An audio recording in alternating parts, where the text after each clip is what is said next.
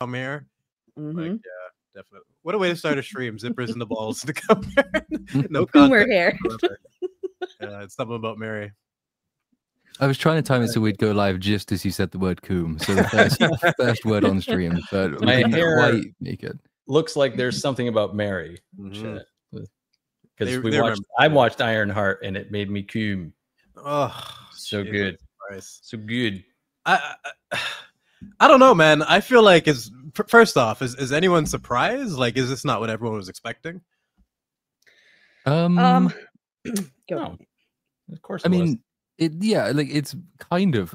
There's always the nice element. There's still a bit of surprise in the sense that like we might all expect it to be bad, but we don't necessarily know in what hilarious ways they found to make it somehow slightly worse than I think people even expected it to be. I was not expecting to be for her all of the worst possible stereotypes to be dropped into one character, and yet here we are. Just fused into her pores. It's incredible.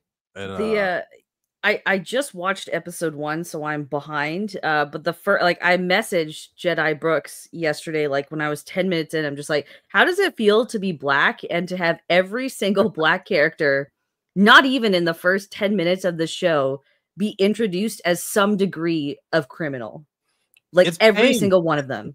It's absolute pain. It's sad that like this is the extent of their storytelling for black people. Like this is all they think there is to explore, and that's why when I mentioned the Platoon, like I found Madam Web hilarious. I can't wait to rewatch that. I feel like I'm the only one that's not laughing at this show because I'm too busy like cringing out of my mind by how terrible their approach is with the stereotypes. And like you can do black stereotypes, but do them with some type of taste and talent whatsoever. This is one of the worst I've ever seen from the very intro. I'm gonna be better than Pim, gonna be better than Gates, better than Star. Your girl's gonna do this, your girl's gonna do that. Like, what? It's one of those ones where you have to like get up and like walk around your room for a second, just breathe. Like, what the fuck? Like, it took me like an hour to get through the first episode because I kept having to pause and just like digest the stupidity. And yeah, she's an embarrassment. I hate this character. I hate what she represents. I hate that there's people who think the difference between her and Tony is the fact that he's white and he's a billionaire and she's black and she's oppressed. That's it. They don't look at the fucking writing. It drives me nuts. There's a non-trivial number of comments under my video which are like saying, oh, you only don't like it because you're a racist, whereas actually Tony Stark committed crimes and he was a dick and you like him, so the only reason you don't like Riri Williams is racism. It's like, I'm going to have to, at this point, one of the next Ironheart videos is going to have to be longer just so I can introduce an actual character comparison and how they handle Tony Stark versus how they handle Riri Williams. This is why I love that format. This is why I love that format. Sit it right there. Hold your hand. You can't really say that. I still get those comments, even though I cover my ass with those things. But one of the videos I'm working on right now is basically the difference in the quality of exposition for Tony's intro and how we got a clear idea of his personality, how the world viewed him, his backstory. We got everything we needed in a tiny amount of time. In Riri's whole first episode, they spent the entire time finding different ways of telling us that she's brilliant. And then the only opportunity that had to show it and actually justify all this hype, she fucking Hulk smashes her way through the elevator. She doesn't use her brain at all. We've seen her build an iron suit off screen, a vibranium detector off screen. They've never actually shown us these things. With Tony, they didn't have to hijack characters and just have them, you know, simp for her. We can see it through his actions, and I think it's disgusting. It's only the simpletons that will summarize it as she's black and you hate her because of that. It's like you can't even take those conversations seriously at this point. Are the cops coming after someone for their opinion right now? No, it's Riri Williams has just flown past my window. That's what's happened. Just on the Tony Stark, Peter Parker is a good example of kind of like do the smart thing, do the talented kid thing, but he comes from like I guess he's lower class, not lower middle class, right? But they did a good job with that. Like they show like consistently throughout all the movies and shows Peter Parker has showed up in. They show that, yeah, he's super smart, but he's kind of willing to, he plays the game a little bit. He understands that there's limitations because of where he is in society at the moment. But his development and growth and showing him kind of become a better or smarter person isn't always at the sacrifice of other characters. In fact, those other characters often help him grow and become better in other ways. But For Riri, it's just kind of like they try to introduce, oh, well, she underwent some trauma, which, by the way, did they get shot by a bunch of gangbangers or something? Is that how they died? Well, it's either going to be gangbangers or it's going to be racist cops. It's going to be one of the two. It's which again, it's like just piling stereotype upon stereotype. It's like maybe one or two of these things would be fine. It's like, but you have, young African American girl who is a thief because she bitches about people who are more well off than she is. She's born to a single mother. She has a stepdad who got killed in a drive-by shooting. So she goes and commits crimes. It's like, Jesus Christ, if I'd written this, I would be driven off the internet for racism. It's astonishing. So on the nose, man. And for me, I don't know if everyone's gonna remember this point. I think it's one of the strongest points that a lot of people haven't mentioned yet. Her only good scene in Wakanda Forever, in my opinion, was when she mentioned her father and how she learned he was a mechanic and she learned from him. And it's like, there's something there, kind of like Tony and his father. This is the stepping stones for some type of story with this character. The one scene we have with them together, she's teaching him. They have to have her perfect at every time. We can't even get that opportunity to show her how she learns. Like he couldn't just be a man in that scene and like and show us why he inspired her to do the things that she's done now. You could fill in a good writer could have filled in all the gaps and maybe possibly made her a little bit more appealing in that scene. But no, they had to make it about her. There is the bit in episode 3 where I am quite sure, and I haven't checked, but I'm sure if I did check, I would be confirmed that episode 3 was not written by the people who did 1 and 2. Because episode 3 introduces her panic attacks, which have never been a thing before, as far as I can remember. Doesn't have them in episode 2, doesn't have them in episode 1, doesn't have them in Wakanda Forever. And it's not handled particularly well, but at least it's something, right? At least there's a flaw there. At least there's a character-related flaw, and she needs Natalie to talk her down, even though Natalie just tells her to stop panicking, and that's good enough. But like introducing that very early on would have been really helpful because it establishes that she is a bit more nuanced and complex. But they save it until 3. It's introduced very quickly, suddenly, as a mechanic with no support work. And I wouldn't be at all surprised if it disappeared from episode 4, 5, and 6 because different people wrote those again. Stapled on. It kind of reminded me how, remember Leia in Kenobi, like totally was unfazed by this crazy situation she was in, and then like 2 days later she's crying like I shouldn't have left, I shouldn't have. It's like they stapled on a character at the last second. The way the kids should be reacting was acknowledged way too late. They're doing the same thing with Riri, where it's just trying to staple on character. And one of the examples for that, I think, is if you notice the scene where she takes the iron suit at the beginning, if you look at her body language and the security guards, she stole that suit.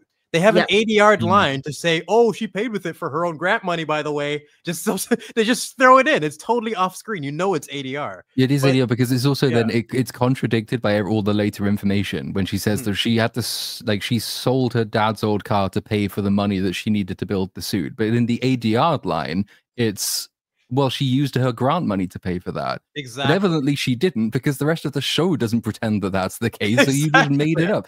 There's a couple of ADR lines like that, which is like so obviously thrown in because what she originally said was worse and horrible, and they spotted it and changed it because they're cowards.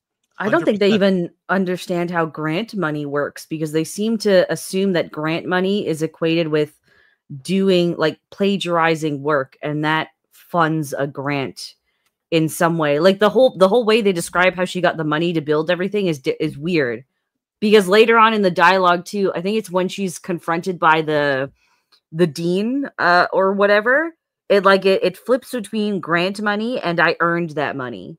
So there's no continuity even there. I also just wanted to point out that the justification why every character does why they do whatever is I can. Riri Williams, why does she build suits? Because she can. Why does the bad guy rob the rich? Because he can. Why did her dead uncle choose to build a motor instead of just replace it? Because he can. But that was the only one that kind of worked, where like him saying that didn't ruin his character, and it was reasonable. We just talked about some mechanical parts or something. But Riri, everything, like comparing her motivation to Iron Man, building it to save his life and trying to make a difference now with his newfound perspective, versus doing it out of spite. Her teacher said she couldn't do it, so she did, to be young, black, and gifted, though, right? And then does the fucking finger snap and shit. And it's just like, what the fuck are you doing? It makes my fucking skin crawl, because it's just, you can do this correctly in a way that will give people insight into black culture and not make them gag. Or you can do it like this and make a clown. It's a clown show. This lady is a parody. It frustrates me. She really just even looking at this picture just annoys me.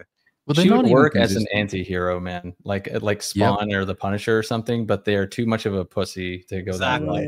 Yeah, absolute cowards. They'll have her have the edginess of an anti-hero, but they still need to have this sanitized bullshit all over it. The show is on her side, even though she cheated and plagiarized and fucking disgraced herself in the Tony Stark's scholarship. Yet she has a complete attitude about it and has no remorse for what she did. They showed that she broke her teacher's arm in that early scene, and they never address it. She's just wait, what?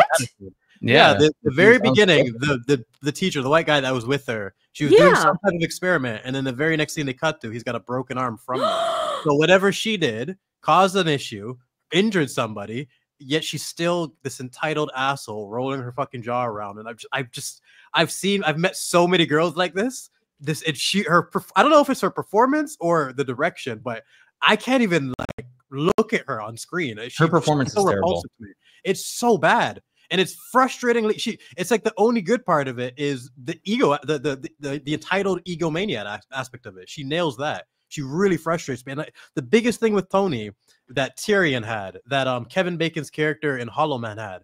When you have a genius that's like this egomaniac, you have to match that with charisma. They have to be able to take over a room, and like you can see, yes, they're an egomaniac, but it's justified. You understand it. They skipped all that with Riri and just gave her the ego instead. But it's because she's not a genius. I know they keep telling her she's a genius, but she's not. She's basically retarded. Like she's an absolute moron. Idiots. Like, completely stupid. In a way that like basic things that occur to literally anyone who isn't a genius don't occur to her. Basic questions that she should be asking doesn't occur to her to ask them. She dreams into being this AI thing. Like everything well, I mean, that's confusing. She needs money to build the AI. So she's going to go and steal the money to build the AI, but then she dreams the AI into existence, but then she still goes to try and steal the money that she needs to make the AI that she's already made, etc. Like that makes no fucking sense. But she asks no questions is one of the really staggering things, particularly about episode 2, is that like this is the thing that she said she wanted to do all the way through the show so far. She's created not just an untethered AI with unlimited access to the internet, which is basically a sassy version of Ultron. But she then, and it's also her dead best friend, but like she's like, I have no questions to ask about this. I've got to go and steal stuff instead. And then then you learn that, oh, what the fuck? Natalie, my dead AI sister friend, she has PTSD somehow. I don't have any questions about that either. I'm going to go steal some more stuff. Where's your inquisitive mind?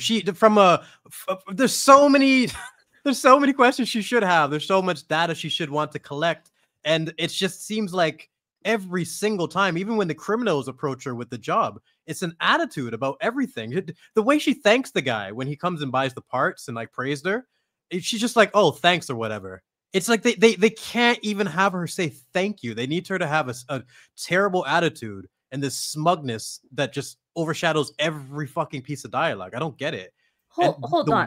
Go ahead, Vex. Sorry, finish your thought, and then I have a question. I was just gonna say, just the way they did exposition in this show, I thought I was watching a parody. She just walks up to a random like mechanic, like, "Oh, Riri, you did this. You're so amazing. Oh my god!" Some random guy walks in. "Oh, that Riri Williams, she's dope, isn't she?" And then suddenly there's a picture on the wall right now. Why is there a picture on the wall of Riri at this guy's place? If he knows her that well, why are they acting like strangers? Like that, you can't have her talk to someone that dismissively and then show that he has several pictures of her on the wall, like if they're family. It doesn't work. It's the shittiest exposition I think I've ever seen. It's so bad. Yeah, and then they don't back it up at all.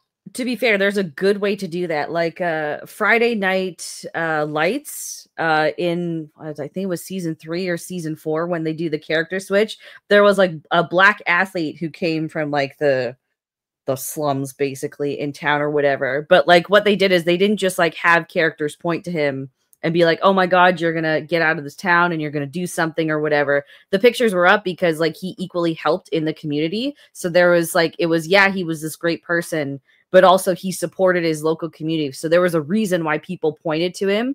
But like there's no reason why people would like Riri Williams, like you explained, because there's no instance where she actually empathizes or sympathizes with any other characters. There's no moment, at least in the first episode, where she kind of puts away her own kind of selfish desires and wants to like help out other, like the scene with her mother in in the kitchen when she like after she starts crying from the stupid mix that was so the mixtape in 2025. Yeah, what the fuck?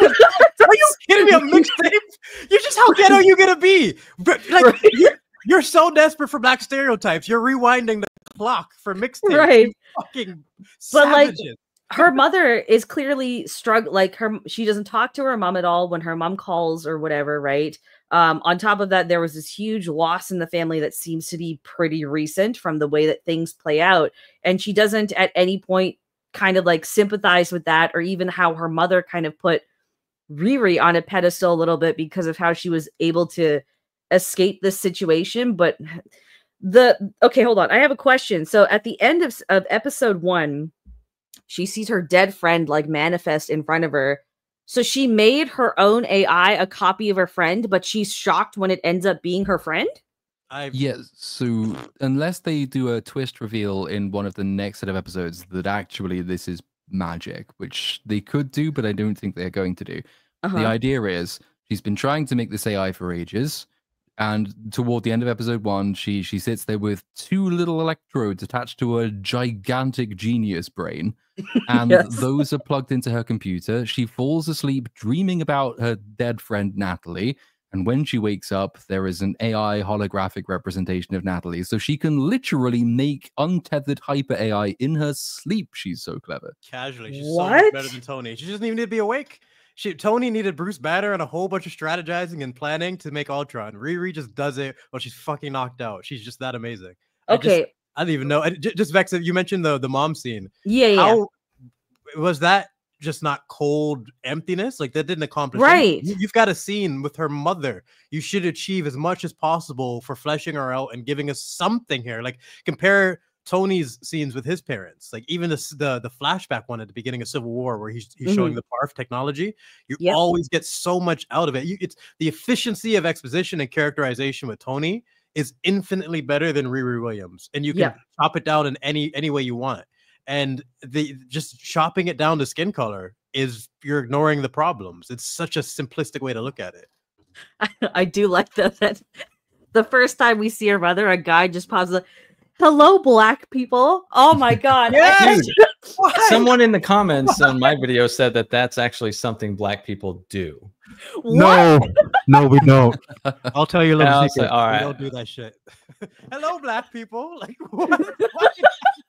No. I had to stop and just I just had to laugh out loud for several minutes after that because it wasn't even sarcastically delivered. It was just like hello, my fellow blacks. It's so fucking. There were some moments while I was watching it where I thought, I'm like, this is so fucking stupid. It's like the writers from She-Hulk tried to write something serious, and then sure as shit I looked it up and there were some writers from She-Hulk that were indeed. I did not know that. How did you guys feel during the scenes? Because you guys asked me for these ones and it's just fucking cringe is my answer. But how do you feel at the lines of like, baby, why is there a sweaty middle-aged white man at my door? And those are another one of those ones where she said white so sharply. She was very upset that he was disgusting. White. How dare you, white ass man at my door. To be fair, he is disgustingly white. Yeah, just like the show goes out of its way. It's like the show's caricature of white people is, I mean, it's funny, but it's kind of funny because like if I were to do again the same thing in reverse, the caricature would be so fucking racist. Yeah. 100%. And it doesn't work that way. Like as soon as we go to the white neighborhood, you're thinking, oh God, this is going to be like some cross between Mordor and Auschwitz, isn't it? And then lo and behold, what you get is like the whitest woman in the world who can't possibly stop her little poodle from crapping on someone else's lawn because, you know, the other place it has dry grass, don't you know? And it's like, fucking hell, like the double standards are quite impressive going on here. Parody of white suburbia and like the ultimate parody of black culture in Riri Williams. It fused every stereotype you can possibly think of. Everything from her attitude to her stupid little fucking facial expressions to her name. It's just the most ghetto, obnoxious, entitled character that I've seen in a long fucking time. It's one of the few ones that I think I'm gonna do like multiple videos on. Sorry, Vex. Oh no, I just wanted to add to your point too. It's not even an issue that's like hyper concentrated to Riri Williams. Like every black character in this show is a black stereotype, and it's not even like it's not even a tastefully like done one in any way. It just assumes that if you are black and if you are in America, then that means that crime is your culture. Yes, like inherently. Yes. No, I think that's it. Like anything, attitude and impulsive nature, even her body language in the elevator. Because I'm looking at this in like so many different layers. I'm judging it harsher than almost anyone. We're like, even in the elevator, she's just angry at the situation. Like, hello.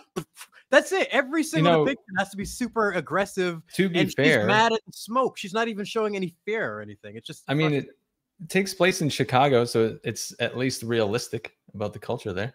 See, that's the funny thing, right?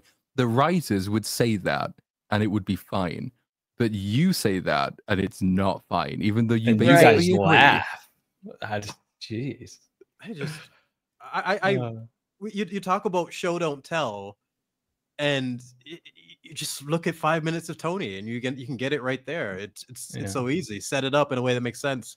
With Riri, I don't think I've ever seen a show. It reminded me of Brave New World, saying, "Oh, that's Captain America. He's Captain America. He's Cap, y'all. Didn't you know he's Cap?" It's just insecurity. Same way with us telling her she's a genius constantly. I thought Riri Williams was a genius, but I had to see it for myself. What are you doing? Her having just not used her genius to get out of the elevator. He's like, well, you're obviously a genius, so I'm going to hire you. Yes. And this is where like the comparison with Tony Stark is really useful. But also, I mean, I think Vex, you brought up Peter Parker, right? I've not watched Spider-Man Homecoming for ages, but I'm pretty sure there is a scene toward the end where Vulture says to Peter, "You just don't understand how the world works." And Peter's response is, "Yeah, but I understand that selling weapons to criminals is wrong." Yeah. And that's good. I like that kind of similar socioeconomic background, as has been pointed out, but he has a good moral head on his shoulders. Comparative with Ironheart, it's like, well, I don't want to hurt anybody.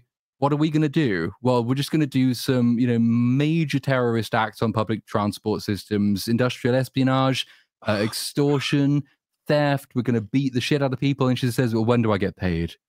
It's so bad. It's not exactly, you're not filling me with confidence that you understand what basic morality is. And it's not an easy way to then segue into trying to make a likable character. Because even if they do then try to redeem her, as I think they are going to try and do in episode 4, 5, and 6, because there's the big fallout at the end of episode 3, where she's going to split from the hood. They're going to try and do something to make her seem like, well, now I see what the world is like, so I'm going to be better. But I don't think they've understood what damage they've done so far, because like her very failure to ask any meaningful moral questions about what she's involved in makes her an immoral person in the way that it doesn't for Tony Stark, because Tony Stark is under a false apprehension when he begins, and as soon as he sees the truth, he becomes a different person. He still thinks he's doing the right thing, but he realizes that he wasn't, so he changes. Whereas Riri, it's just, well, this is an incredibly sketchy thing I'm involved in, but it pays me lots of money, so I'm not going to ask what it's about. And, oh, what's that? I saw a guy get shot. Fuck it, I'll do the next job. Why not? I need the cash. I'm just going to go and dance under raining money. You are a horrible person, Riri Williams. I'm sorry, wait, what? She dances under money? Vex, you don't even know. Start the episode. She's dancing with money she stole. It's a whole part. It's the most ghetto scene ever. The slow motion with the pop bottles and the rap music and them throwing dollar bills. It'll make you want to cry brown tears. Yes, and the fighting lesbians say they are going to start an underground fight club, I believe. Oh man, are we gonna talk about race swap Joker at any point in time? Like what? Yeah, the fucking the Green Goblin that's there with the whole stupid Riri crew. Slug? I can't even. Yes. Oh God, you actually remember the tranny or whatever. Yes, I've been calling it the race swap Joker. Like, look at that stupid fucking. Oh wait, no, there is an actual tranny on the crew, and then there's the drag dude. Sorry, the one with the giant, disgusting tentacle like fingernails. Yeah, is the hacker. The Cynthia Erivo claws. If you yes. Oh God, and you know what's so annoying about that scene is. Like I said, this is the elevator scene was the opportunity to show her, use her genius, give us something that's like, oh, that's kind of clever. She does the opposite of something clever. yet they're all going, "Oh my god, what? Oh, what?" The way they're reacting to it is like she's doing this most brilliant thing ever. It's they have world star. That's their reaction. It's pathetic, yeah, man. It's so forced and so cringe. You don't have people hovering over Tony's shoulder while he's doing things in the lab, going, "Oh my god, he's so smart. Tony's such a genius." He just it wasn't riddled with insecurity like that, so you can actually just enjoy the characterization. They are writing in fear. They have to make Riri powerful. They have to make her smart, strong, capable, and it's damaging every aspect of her journey. Like you could, like Platoon was saying, you can fix a lot of these things and try to go towards an arc at the end of redemption, but they're not. I'm almost guarantee it that there's no way that's their plan for this character, or that there's too many things they've already screwed up. These opportunities that you mentioned, no questions whatsoever. You can't fix all that. They think the problem is that she's got in over her head in something she doesn't understand, and therefore she's kind of morally redeemable because she didn't realize that what she did was wrong, and therefore that makes it more moral than if she did. Except, of course, that the show quite clearly demonstrates she does know that she's doing highly evil shit, and the only reason she doesn't know the true extent of it is because she deliberately doesn't ask questions, because she wants the money too much. So the show will try and fix something, but the show, I don't think, has identified what the problem is. The show doesn't understand where the immorality comes from. Yeah, she does. So, I mean, she's aware. This is a character that you got to remember too. She's already blown up a group of cops prior to this. She's already done. She's going to hell. It's just you have to almost ignore that and try to go give her a blank slate here. But even with this blank slate, she's awful. They screw her up in every freaking turn. It's incredible. That conflict, they had to build that from Wakanda Forever, and they had the scene to do it, but they had her killing people instead of actually trying to save the people in her own city. How can I get behind this character? There's nothing redeemable or relatable or likable or respectable. There's nothing earned. It's one of the worst rip-off characters ever. At least She-Hulk, the Tatiana Maslany, at least she's likable. You know what I mean? At least she's likable. Like, I can see that. Can't even get this one right. I go back, like Cassie from Ant-Man is a good competition, but I still would pick Riri as the most unlikable as all of them. It's a toss-up for me between Carol Danvers and Riri. But I think Captain Marvel is technically still the evilest character in the MCU. Riri hasn't committed any major genocides yet. I say, but like she still has time. But she is definitely pushing into the top 3 category at this point. Yeah. Question, because again, only seen the first episode. So the villain guy, what's his, that really annoying The Hood. Who lives in the hood.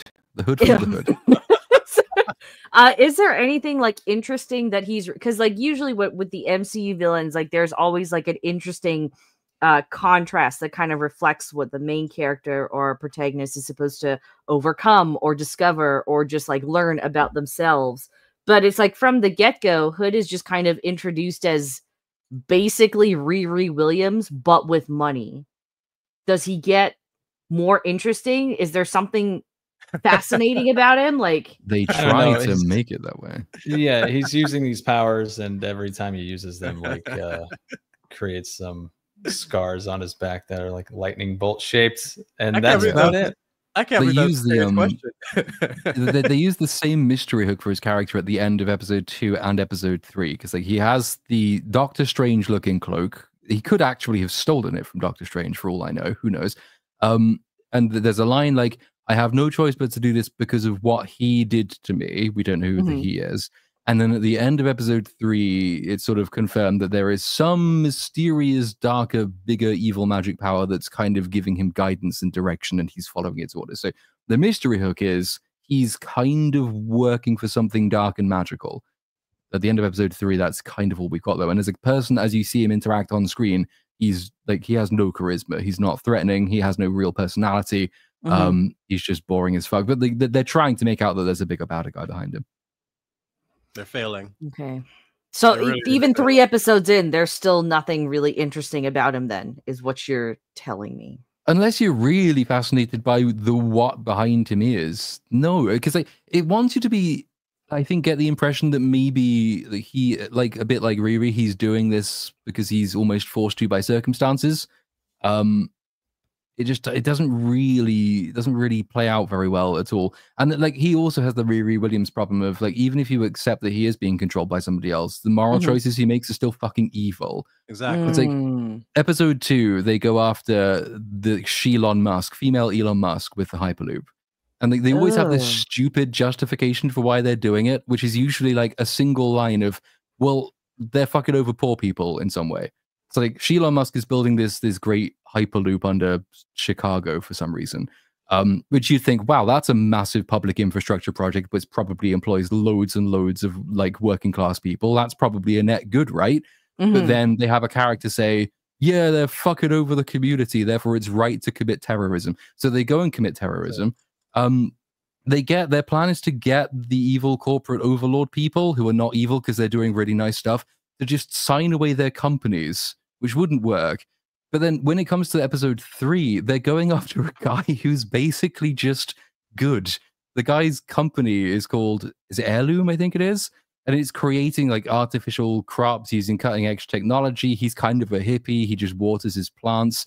There's even a line at one point where the Hood says frustratedly, like, we've got nothing on this guy.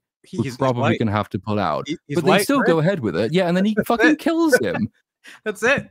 That's their whole thought process. They're rich and white. Oh my goodness. And the single line to justify it is, yeah, but he's putting local farmers out of work. He's okay, but he's probably making crops that cure cancer. Like, he's doing good stuff. What are you doing? These people are not villains just because they're rich. It just shows you don't understand how anything works. Yeah, it's like written by 7-year-olds. It's extremely simplistic. Like a 7-year-old's view of how the world works. Like he's rich, he's this, he affected the little guys, therefore he's bad. They don't actually, there's no look at the big picture. You don't actually try to tell a proper story. You can understand other sides. And I like how they hold the first person for hostage for like 6-figure salaries. It reminded me of like Dr. Evil holding the world hostage for $1 million. It's just, that and all those scenes there. How are you trying to have us, like, the show is on board with them. It's totally on their side when they're just criminal scum. There's no justification for anything. And I think that's what's frustrating. It's like, they're not intelligent enough to show both sides. It only works for simpletons that are going to just follow it and just nod their heads along. Like, yes, they're young, black, and oppressed. So this is, I've seen people say, oh, it's not theft, it's reparations. And I just like, you just throw that out for anything. Just slap it in wherever you want. They'll actually. It doesn't even work. It's like it's a transparent fig leaf because it's not reparations. When the act or actress, whatever it is, maybe both for Slug, gave that interview saying, yeah, my character is like part of a group of urban Robin Hoods stealing from the rich to give back to the community. At no point do they show any desire to give anything back to the community. They're stealing stuff so they can spend it. There's even a fucking throwing line money in the air. Like, throwing money in the air. And then there's a line because like, a couple of them fall out with each other. And so there's like, let's all go and spend frivolously and cool off. So you're not giving back to the community. You're just stealing stuff for yourselves, you selfish fucks. They went around a group and said, oh, what are you going to do? It was all selfish desires. No one was trying to help anyone. They tried to do the Robin Hood story, just throw in the line Robin Hood, but they never actually follow through with it in terms of their actions. It's so fucking frustrating to see. And in terms of their targets, one of the things I always appreciated about Dexter is his targets, he would confirm that they've killed and that they're likely to kill again. He would confirm those two things before he would kill somebody, and which was really satisfying for the viewer. They don't give a fuck about motivation nowadays. It's just simple. He's white, he's rich, that's it. Fill in the rest with the Robin Hood quotes. It's embarrassing, man. The lack of effort to justify motives for characters is one of my biggest things in modern Marvel. It's crazy. Yeah, and the only white guy who is not a villain is a total cuck. Absolutely. He went from Han Solo to the sweatiest, simpiest, cuckiest, most pathetic man I've ever seen. He's just a ball and really a bitch. Like he cries. Yeah, I was genuinely surprised by how much and how quickly they tried to lay on the fact that he's just white, or what the show considers whiteness to be. He's such a pussy from the word go. Like, he can't stand up to the evil white Mordor Karen person. And then Riri turns up and she's like, oh, you gotta learn to stand up for yourself, bitch. And then he's like, and exactly And then it turns out it's not done there, though, because, you know, like, she's been bitching about Tony Stark all the way through, and I'm still waiting for her to deliver her lesson on, like, the post-Marxian analysis of Tony Stark's evilness, which I know is coming. Big lecture on what he did wrong. But it turns out that Han Solo is the son of Obadiah Stane from Iron Man. And he keeps his ashes in, like, a little bag and then hoovers them up when she spills them or something fucking weird like that. So they're probably going to ruin him as well, even though he's dead. There's no way that Obadiah has anything to do with that pussy. There's no way that's Obadiah C. That guy. There's no way. There's fucking no way that came from Obadiah. He's a fucking loser. I hated that twist. Like, get away from him. I like Obadiah Stane a lot. He was so much fun. It doesn't even work because, like, do you remember Obadiah talking effusively about his son in Iron Man? Even though, you know, Tony's big psychological thing is kind of, you know, his dad died and he never got to say goodbye to him, and Obadiah was his dad's friend and he was his mentor. You might think that if Obadiah had a son of his own, it might have got a mention in the Iron Man film, but it didn't because they hadn't thought of it then. Tony would have known him since they were kids. It's the type of thing their fathers would have done. Like, they would have met from when they're young. There's no way Tony wouldn't know about him. It would have been a character that existed, and it would have popped up within Tony's trilogy. Like, he could have been the villain for Iron Man 3, and that would have made more sense, or something. Did do something, but they just stay away from Iron Man. See, I want this show to fuck off and just disappear. I can't believe how much it's annoyed me just in 3 episodes. And the lines of dissing Tony Stark, of like, oh, he's basically implying that if he wasn't a billionaire, he's nothing. Like, just completely overshadowing every aspect of his character and how complex he was. I don't fucking get it. It's like they think of Tony and they only think of him as an egomaniac, and they try to do the same thing with Riri, and they forget how complex he was. The motivation from his father and all the things he had accomplished already to justify that persona. Riri hasn't done shit yet, and the thing she has done, like make these suits, has been off screen. It's insane. I thought by now we would have some scene to be like, okay, she is smart or something of some kind, but they're doing nothing for this character. I'm surprised by how little an effort they've put into flesh her out when they've had all this time. And also, I mean, Ezekiel's character, Han Solo's character as well, is just so many of these characters are just different people scene to scene.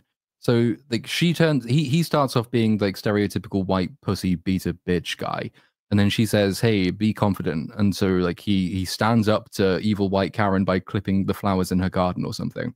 Then, episode 3. He turns up at Riri's and he's like, well, you taught me to be self-confident, so I'm going to now start setting the terms. You're going to meet me here. We're going to do work together. It's going to be great. I'm standing up for myself.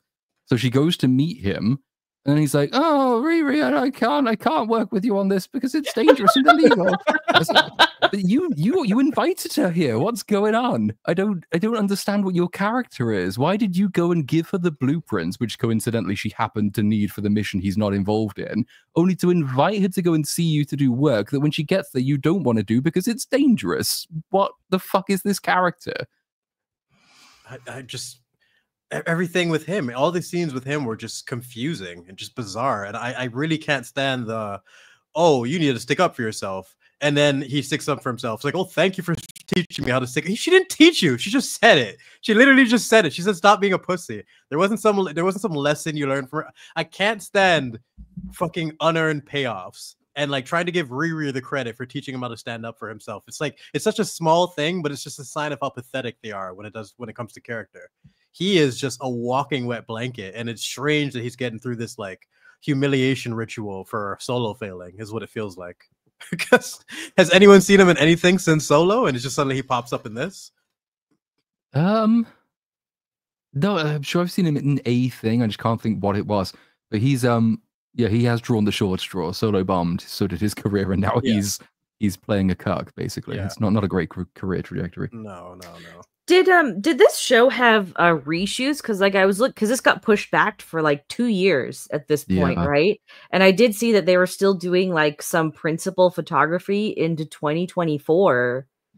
Was this? Did we get reshoots maybe at all? I get the sense, yeah, because there's whole scenes in it which just don't seem like they belong where they are. The entire mixtape scene in episode 1 is weirdly placed because it's like it happens, but then she goes right back. It happens, then she has the argument with her mum, and then she says, "Oh, I'm going to my room." But then the next scene, she's not in her room, and she's back fixing the suit, which is what she was doing before the mixtape scene. So I get the sense that either it was cut up badly in editing, or like it was just added after the fact because they felt they needed an extra beat or something. Gotcha. How did you guys feel about the Shania Twain or Alanis Morissette? The singing scene that made me want to rip my eyes out and throw them off the balcony. You don't remember that? That wasn't in episode 1, was it? Oh fuck no! I don't think no. You might not know what we're talking about. Okay. The Alanis Morissette moment with Riri in the car. Yeah, I don't know why that was there. They just like I say for context, there isn't really any context. She and Han Solo were just driving to go to get, because he has a private high-tech biometrically secured grain silo where he stores all the tech he's been gathering, but also he doesn't ever touch the tech, as it turns out. So I don't know how he got it there, but fuck it, it doesn't matter. But on the way, so they just start singing this song, like the music the white man stole or whatever the fuck, I don't know. And then it says, and then literally they're singing, and then he says, "Anyway, we're here," and that's it. So it's like, what? Oh, okay, fair enough. It's closest thing to a character scene in the entire show, but there we are. Long, obnoxious scene of them singing out loud a Alanis Morissette song from like the 90s or something, and it's what usually there's like some payoff, or there's going to be something they're setting up, or maybe something about their character or their body.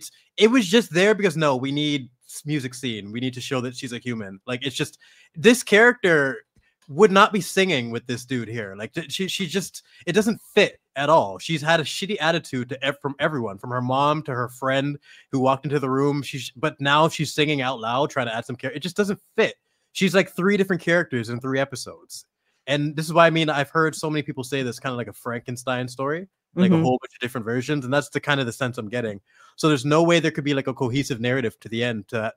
I would be shocked if there's an arc of any kind in terms of her redemption. I don't think they're judging her in any way with this. Yeah, I'm just with episode 1, I'm kind of confused what premise they're trying to set out, because it doesn't seem like there's any journey that Riri's meant to go on. It doesn't seem like there's anything she's meant to overcome. It's just, I'm black, I'm poor, and I'm smart, and I'm just going to steal money to live. The first episode doesn't really introduce much other than that, so I'm a little bit confused at what they're, because there's only 6 episodes, right? Yeah, we got 3 left. What are they gonna do? So I'm a little... IGN spoiled it already, and they said that Riri, anything that she could have learned, like, they completely throw it out the window at the end of episode 6. So she goes back to, so she learns absolutely nothing, and IGN even says that. So Jesus, dang. That's what I was saying, I thought Platoon, you're being like extremely generous to the show, thinking that they're going to have some type of arc or payoff for her character. And nope, I think the only thing we're ever going to get is that the lady in the first episode that said, "Riri, that's a bunch of bullshit and you know it." But the show was on Riri's side. We were on that lady's side. Where is she? She needs to be a character in this. This show needs someone to call out Riri's bullshit, and there's no one. Okay, so question to you guys then, because I've been blessed enough that I have not watched literally any Marvel TV shows. So actually, this would be my first Marvel TV show. So fuck you, Jedi books. Where would you rank this? I guess within because from my understanding, WandaVision. Sorry, this is WakandaVision. That shouldn't be as funny as it is, but it is WandaVision is kind of the best it has ever gotten, right? So where does this kind of rank with the shittier parts of? You have to retract. You have to fix that statement. It's not that WandaVision is, but WandaVision is an abomination. The first 3 episodes before we knew it was trash, where there was actual talent on screen, when we didn't really know there was still a mystery to be had. Gotcha. The mystery unfolds in a way that makes you want to fucking gag and puke and just fucking have it. It's so terrible. But those 3 episodes is probably the only times they had some form of quality. Secret Invasion, one of the worst show I've ever seen. I never saw Hawkeye, so a lot of people said that was like probably the best one, but it's still shit from what I've heard. Yeah, it's really not very good, but it is also basically top 2. Echo's one of the most embarrassing things I've ever seen. She-Hulk was like a fever dream. I couldn't even I could barely even finish it towards the end. This is one of the worst in terms of characterization, exposition, the cringe, the lack of story, the lack of like. What do you think, Platoon? Like between Echo and Ironheart, like who's got less of a character here? Like I feel like I can tell you more about Echo than Ironheart, even though she's. I think so. I think Echo is just generally a better show altogether, and that is saying something, given that Echo ends with like Native American Avengers witches curing Kingpin's mental illness with like fucking Indian magic. Empowered grandma. Empowered grandma beating a still, yeah, I still have yet to watch Echo. God damn. It's the only funny bit in the entire thing. It's the thing that stands out. Even despite that, though, I feel like it did a bit more with the characters and the world it was setting up until then. Very slow. Like one of the major criticisms of it really was how little was happening. But there were some characters in it. There were some half decent people in it. And it wasn't completely full of stereotypes at the beginning. And then it sort of lapsed. But it's better than this show. Her stepdad, the dude who was like fixing her suit, just him alone trumps Ironheart. That character was likable. This character, yeah. Honestly, I think this conversation was important. This is at the bottom because there's nothing. Like even Loki. I discussed this with EFAP. We did the TV recordings for them, and it got to the point of it's so stupid and nonsensical that I don't even care. Like I don't even care. We just gave up, like trying to figure out and trying to make sense out of it. But there was still great direction. There was still some good performances. There was still some concepts that could have worked. I think there was a joke or two that worked. This show's got nothing. It might be recency bias, but it's probably the worst. Yep, I think it could be too. Wow. Its competitors are She-Hulk and Batwoman, I think, and that's like hallowed company right there. That's not the competitors you want to be having. Well, I was just gonna correct my statement earlier. People thought I said She-Hulk was likable. No, Tatiana Maslany, the actress, is likable, even though she's playing a shitty character. She's very likable. She's charming. She can act. This show doesn't even have that. Whatever her name is, Riri. She sucks. She's really, really bad. She's so awful and extremely unlikable. Someone said she looks like one of the Goombas from the Super Mario Brothers movie in the 90s. Yeah. She's got like frog-like features. I find her very, very, very unattractive and very unlikable. So she is the oldest looking 15-year-old I think I've ever seen. Yes. She is supposed to still, I think, 19 now, but the actress is 29, I want to say. She's like pissed off and looks 27 at the minimum. Like she doesn't look like a 15-year-old. When she smiles, it looks like she's frowning. No, I was gonna say they've really caked. I can tell that they caked on the makeup to her as well in every scene that she did to try and make her look a little bit younger. But so this is worse than Agatha all along, because I thought that was bottom of the barrel for a lot of people. That's the one I kind of. I mean, I put Agatha on, and I think I had all of it on. I just don't remember anything about it, so it might be worse. Could be. I have a real blind spot when it comes to. I just said no, just not even for content. I don't want to ever see Agatha again. Gotcha. Yeah, but this is one like I love Tony's character. I like Robert Downey Jr.'s performance, the character of Iron Man itself. It all came together in one magical thing. And this is a slap in the face to that. I think it's so important to highlight every one of us what made Tony work. It's not just this. There should be no room for people to be ignorant and just use the race thing. Like, oh, she's black and he's, you stop. Let's actually talk about what makes the characters work. And we can learn from this instead of being subjected to characters like this, because this should not be the standard for passing the mantle in the MCU. You know what I mean? Wait, this is passing the mantle? I thought the mantle had already been passed to Peter Parker. Well, because they're never entirely sure how much they can do with that, because the right situation is complicated. And also, he did end up refusing it. There've been a couple of instances like that where, because of the lack of success of the chosen successor, nobody really knows exactly where it stands. Is Kate Bishop the new Hawkeye, or is Clint Barton just going to come back because everyone prefers him? We don't really know. Is Yelena? I mean, Yelena probably is the new Black Widow because Nat's dead, but fuck it, I wouldn't put it past them to bring her back somehow. In this case, yeah, you've got, obviously, Peter Parker has been sort of nominated by Tony himself, amongst others. Here, though, you get the scene at the beginning of episode 1 where evil white professor says, "You have been a horrible steward of Tony Stark's legacy." I say, well, who the fuck appointed you his legacy possessor in the first place? I didn't even know that. They got to get back to that line because I'm not sure what's going on with that. It's so bizarre. Dang. But he, this is, I can't believe it's this bad. And I thought they would have at least tried to fix some things up, considering how long ago it was filmed. And we're almost in a different era now with like this whole woke thing slowly dying out, with people at least being, fed up with it in the mainstream. And they couldn't even like tweak this show whatsoever to try to salvage this. Because like, I don't know how you fix this show. You can't fix this. There was no amount of tweaking that was going to fix this. Because at its core, the idea is just rotten. That's all it is. You have to scrap the show and completely redo it if you want to save it. Which isn't hard to do, because like I was having this conversation with a couple of people in the comment section on the video about, because I mentioned, like, we got this instead of Armor Wars, basically. We got Riri Williams instead of Rhodey, which is kind of embarrassing. But if you did want to introduce Riri Williams as a character and an inventor, someone who could maybe one day take up Tony Stark's legacy, I would have probably done it in an Armor Wars show. To have Rhodey as the lead in that show, have Riri Williams as kind of like an initial small-scale villain that he comes across. And like, she is a thief, she is immoral, but he sees that she's incredibly clever. She reminds him a little bit of Tony, and he takes her under his wing. She becomes like the sidekick character in an Armor Wars show, and then you can build her up from that point. Sorry, what Armor Wars? It's the show that Rhodey was supposed to get. They've been... No, well, it was a show and then a movie and then a show again, and then it's been cancelled forever or on hold forever. Yeah. But it's about like, he's War Machine, obviously, and all the way through the Avengers. So like all the scenes with him are basically just blowing shit up, and it looks cool. You could have had an entire show or movie about that.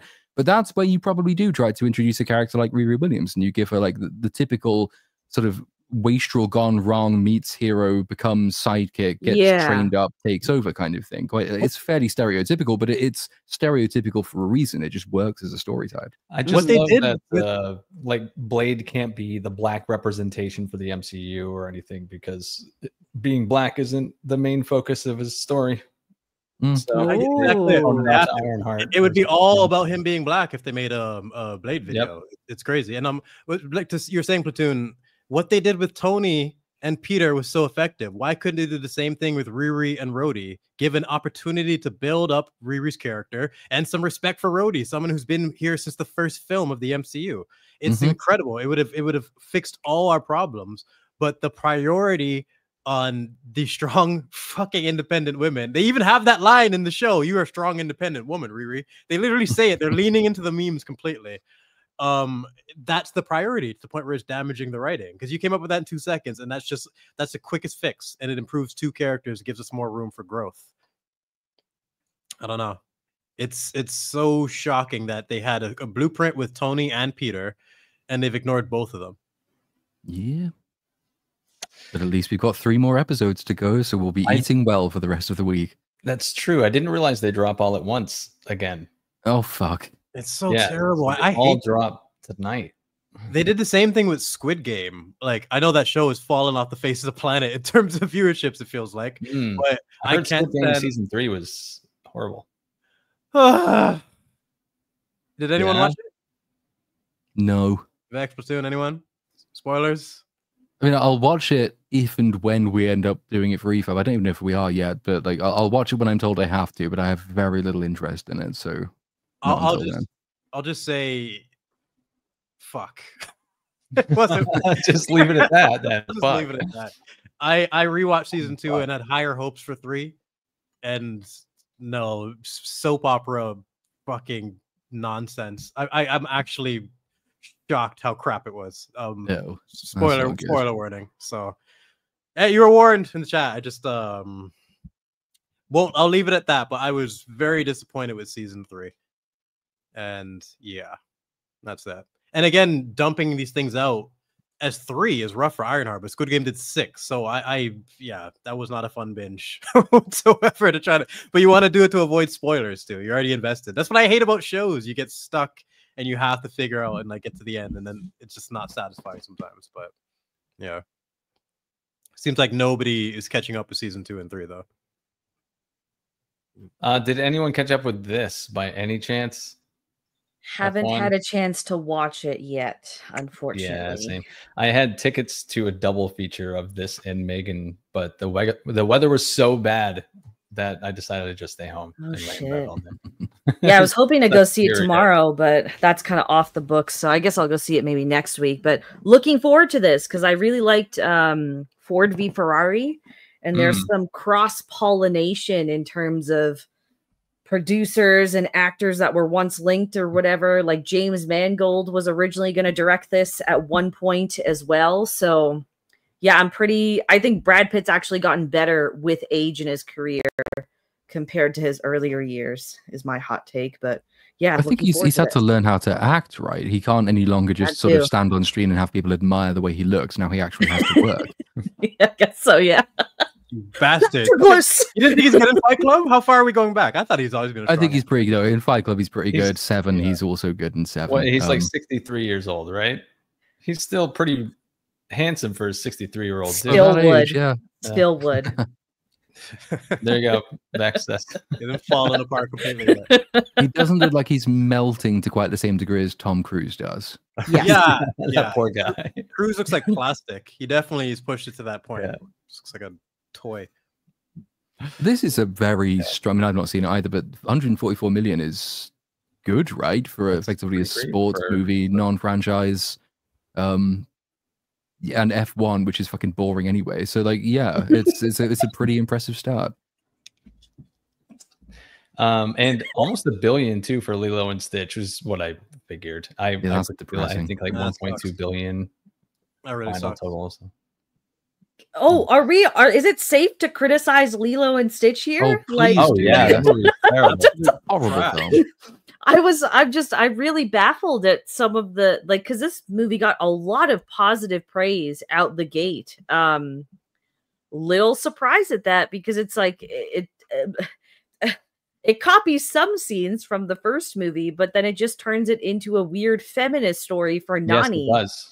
For the entire film. So I'm confused why people are like, oh, the movie was fine until the ending. It's like they wasn't fine from the beginning. What do you mean? They weren't paying attention. Everyone hyper focused on the Ohana thing.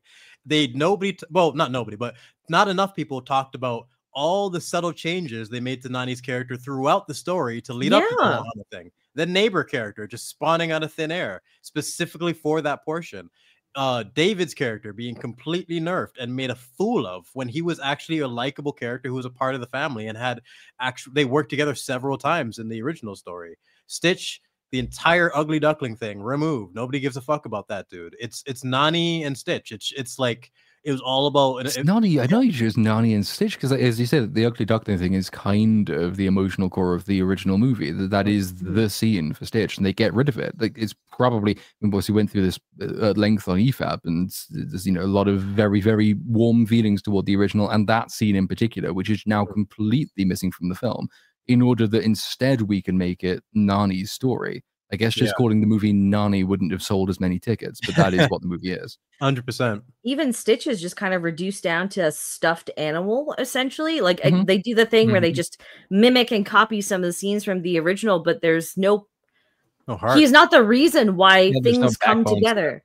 Yeah. Right. So I'm take out the ugly duckling, the storybook he finds. The other duckling, the ugly duckling storybook is like a cornerstone of his turnaround for his character, and it's just like removed, but he still learns the lesson at the end. I don't know, it's just I fucking hated that movie. They skip it. If they skip the pieces that are fundamental, they don't really to skip that scene means you fundamentally do not understand Stitch's character and why it was so effective. You just can't. It's impossible. When you also just don't understand the actual message of the original film. It's like you misunderstand Stitch's character, you misunderstand what the film is about. And it sort of rapidly went, as we were doing it on EFAP, from because I think I sort of skipped over the original when it came out for various reasons. So I was never that attached to it until watching it before that stream. Realized this is a pretty good film. Didn't realize how good a film it was until we started breaking the original down, and then Lilo and Stitch remake rapidly ascended my list of least favorite Disney adaptations in modern times. To the point it's basically at the top of this stage, I'd say. I had the exact same experience where I never really watched it. It came around at a time where I'm not really checking out Disney cartoons. I watched it for the remake. I'm like, yeah, it's a decent movie. I can see how this was likable. Stitch is cute. Lilo's cool. The story, the sibling drama is something I really related to, having a bigger sister too as well. It was easy to get attached to it, but then you watch the remake and you don't really realize what they had and like how effective it was. And it made me realize how much I really like Nani's character and the animation behind it and everything. It just the film aged so quickly in my head in terms of quality once you see the comparison.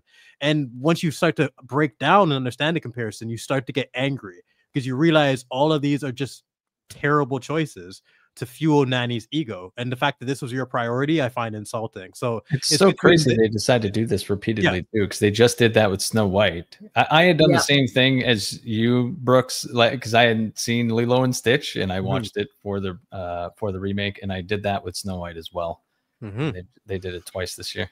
Yeah, so how charming the originals was. They greenlit Lilo and Stitch 2 quite recently, so I don't understand what that movie is going to be about anymore now that Nani fucked off and gave Lilo to foster care. Wait, she has a teleporter, Vex. Who cares? Oh God, yeah, just cheating, and but like the only logical step for the next movie to go now that they've just kind of rewrote the entire film is that it just continues Nani's story, and now she's just trying to find a job as like a marine biologist in Hawaii or some shit. Maybe Lilo's grown up and she realizes that Nani abandoned her. Yeah, Lilo's revenge. Get that? Wait a minute, you sold me to this old witch lady for insurance money is what you did. That is evil. If they address it actually properly, that would be fantastic. Like child trafficking is what it is. But I think because there is an animated Lilo and Stitch too, which I've never seen, and I think it kind of revolves around, is it Jumba, the sort of villain-ish from the original, who then becomes like a converted sort of hero and also part of the family. But in the remake, he is just a villain. He never gets his redemptive moment, but he is taken away and arrested. So my assumption is that Lilo and Stitch 2, he's the villain again, and he's just made an evil Stitch so we can get two of them on screen. I would guess that's where they're going to go with it. Huh. Okay. I don't know. Based on the history of Disney cartoons, usually the sequels aren't worth checking out. So leave it as is. Noted. So Megan 2 or Matugan 2.0, whatever. Yeah. Well, it opened at 10.2 and it bombed. It only cost $25 million to produce, but the first movie opened to, I think, like $25 million. So it's a massive drop off from the first film. Was the first one very popular? It's sort of kind of cult classic, right? People, it's quite well regarded now. Isn't it a weird time to release what is technically horror adjacent? Yeah. So why release it now rather than in October when people are in the market for horror stuff? Well, I think it was poorly marketed because apparently audiences are enjoying it, but no one wanted to see it because the concept was just so a 180 from the last movie. So it just seemed really it was off-putting to me. You know, we've also seen it done perfectly before. I feel like so many people just from the premise would be like, well, that's just fucking T2. Like nobody wants to see T2 done again, but shit. Like, so yeah. I didn't like the first Megan. I thought it was way overhyped. It was an okay film at best. But from my understanding, Megan is now a gay icon. Which is a little strange. I don't know, but like it's I feel like there's a subtle admission here that you're making a child robot a gay icon. Well, just learned that yesterday. Well, you said you didn't like the first one. Is anyone a fan of the first one? Is there any? Yeah, I thought it was pretty good. Well, I generally like. Did you like Annabelle or any of those movies? I thought those were crap. I'm not into the whole doll. Didn't like Annabelle. I never liked that series. Did they do anything unique in this one for me to actually check it out? Because I see a doll in horror and I'm still going to see it, but I have not seen it. Yeah, I have no interest in watching this. Even the trailers looked quite silly, and yeah, it is a complete 180 from what the first film was trying to do, which was like this interesting discussion about how far is how far is too far for technology, and how can that affect like a family unit, sort of. I mean, it kind of does that. Satirical, you know, right? And then this one is just like, oh, it's just a kid robot fighting another kid robot. What? Yeah, apparently it's kind of an action movie. In a way. What? So it's not even a horror movie. It's a sequel. They're really going the Terminator route, going from horror to action. Like, what is going? This is bizarre. You know what? Now I kind of want to check it out just to see if it's like, no, I'm curious. It could be hilarious. Who knows? Come with me if you want to live. Like, I want to do that. In a girl's voice, though. Yeah, come with me if you want to live. Yeah, I gotta see that shit. Oh man. These are the highest grossing movies of the year so far, worldwide. God. Oh my what God. What a depressing picture that is. I told you Minecraft wouldn't hit $1 billion. I told you. Top two. Nah, it's gonna hit $1 billion now. It's so close. No, it's it won't. so close. Won't do it. I just hate that those top two trash tier films shouldn't make money. It just shouldn't be how the world works. I wish people could see the difference in like, ugh. But the only two on that list that I'm told are not trash films are the bottom two on the list. Because everything else up there is shit. Minecraft is awful. Lilo and Stitch is offensive. Mission Impossible 8 was awful. How to Train Your Dragon didn't need to exist. Captain America 4 was embarrassing. Thunderbolts was pointless. And apparently Sinners is good. And apparently Final Destination is good. So naturally they are at the bottom. Yes.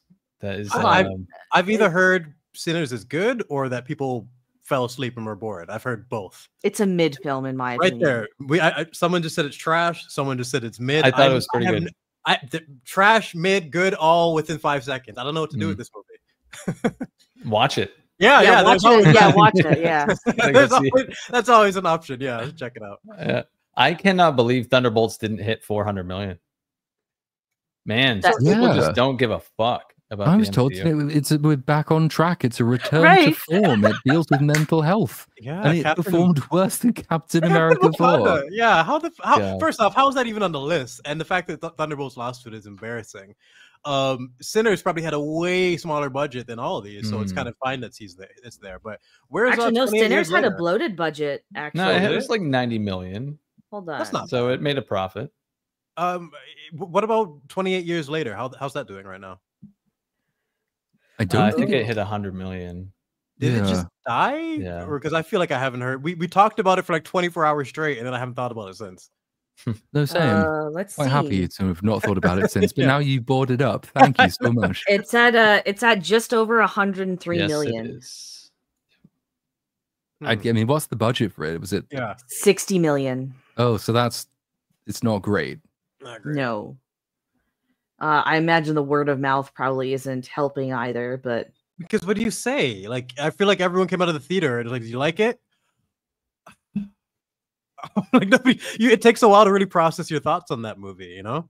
I'm really still hung up that there's a gang of Jimmy Saviles at the end of that movie. Like, I can't stop thinking about, of all the things you wanted to take from culture or to make some sort of critique on, you decided a 12-year-old boy encountering a gang that looks, sounds, and acts like Jimmy Savile was a great idea.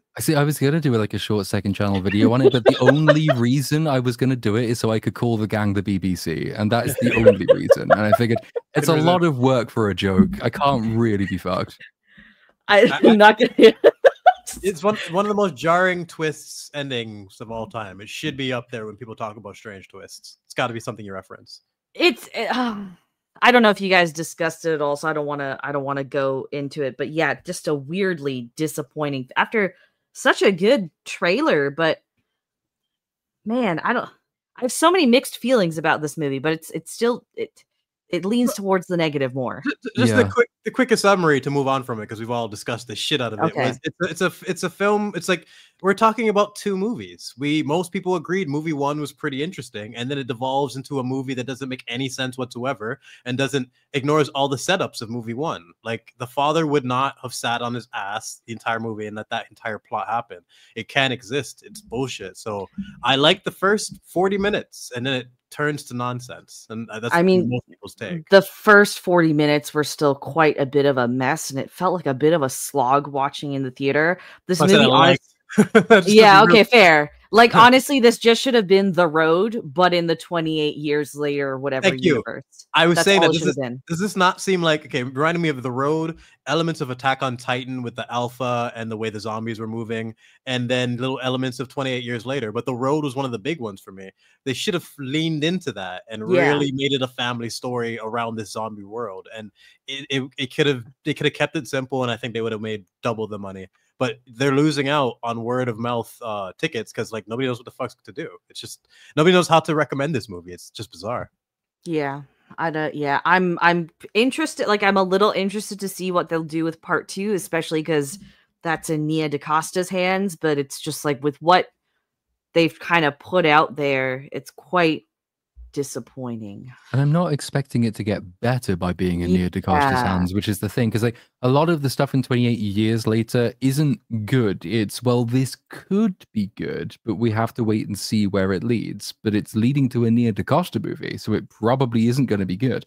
And it's still written by Alex Garland, which also means it's probably not going to be good. Yeah, when you get to a point where there's like these many things that are floating that need to be paid off, it's hard to have faith that they're going to actually wrap all of them. It's just really, it's a situation where they're probably going to create a whole bunch of new problems, and we have to worry about those and just forget about these. I just don't have a lot of faith in them finishing the story in any way, because I feel like there's problems within the story itself that it's already too late. Like, I do not believe the father would have just sat on his. It's just, I don't know what they can possibly explain in the next movie to justify him doing that based on what they showed of his character. Honestly, like, I'm just kind of, and I guess I put this in my script already, but because they did such a poor job with Spike being the main character, because it's his movie, essentially, right? The first part. Mm-hmm. But they cut his arc and his journey short by just having him fuck off to the mainland for reasons, I guess. But he's just like, even in this first part, he's just kind of used as a device to introduce an idea that Garland had while he was writing. There's no fluidity between anything that he really introduces. So I suspect with the way that things end is Spike doesn't really have a character anymore. He's just going to be a driver for the next plot point. So plot point 1 to plot point 2 to plot point 3. And it's still just going to be messy over all 3 films, unfortunately. Yeah, I can see that. Yeah. Because I imagine Jamie's just going to, like, the next movie, Jamie goes to the mainland, he retraces Spike's steps, and it just kind of becomes like the checkpoints in a video game almost. Like, that's all that's really going to happen there. And, oh, of course, you know, the guy with the 28-inch dong or whatever is going to come back as well. So that's something to look forward to. And I'm you know what? This is going to be weird, but I'm interested to see what Rule 34 is going to do, because now this first movie has effectively set the premise that the infected fuck hard. Yeah. Like, they fuck really hard. Plowing. It's just right. No, that's canon now. They changed all the mechanics of the zombies and just how they were. Like, they're all mystery now. I don't know what the fuck's going on, and they just didn't bother to explain anything when you thought they've had all these years to do it. This should have been the lore dump movie, but a correct way to do it, right? Right. Exactly. If you just have a road premise, then you get all that you need to do, because you still get the moving, like, intimate character work that the first movie had, and then at the same time, because they're traveling through this, because they're stuck on land for some reason or whatever, then you get all of the lore get dumped as well. But Mom had to become a girl boss out of nowhere before she died too, which was random as fuck. She's one of the most botched parts of the movie, and I said it jokingly last time, but it's true. The scene when she's in bed freaking out, calling him a cunt, that's the most character we ever got from her. Like that's the most family dynamic we ever got. Like that is the story we should have seen. Them fixing this broken situation and finding a way out of it. How do you deal with cancer and mental illness in a post-apocalyptic world? We have this son, you have this mistress. It's so interesting. Oh no, we got to go on another fucking movie with Spike taking his mom wandering through the woods, and oh, here's fucking Eric to tell his stupid jokes. That the movie got hijacked, and yeah, but weird, very weird. Fuck that movie.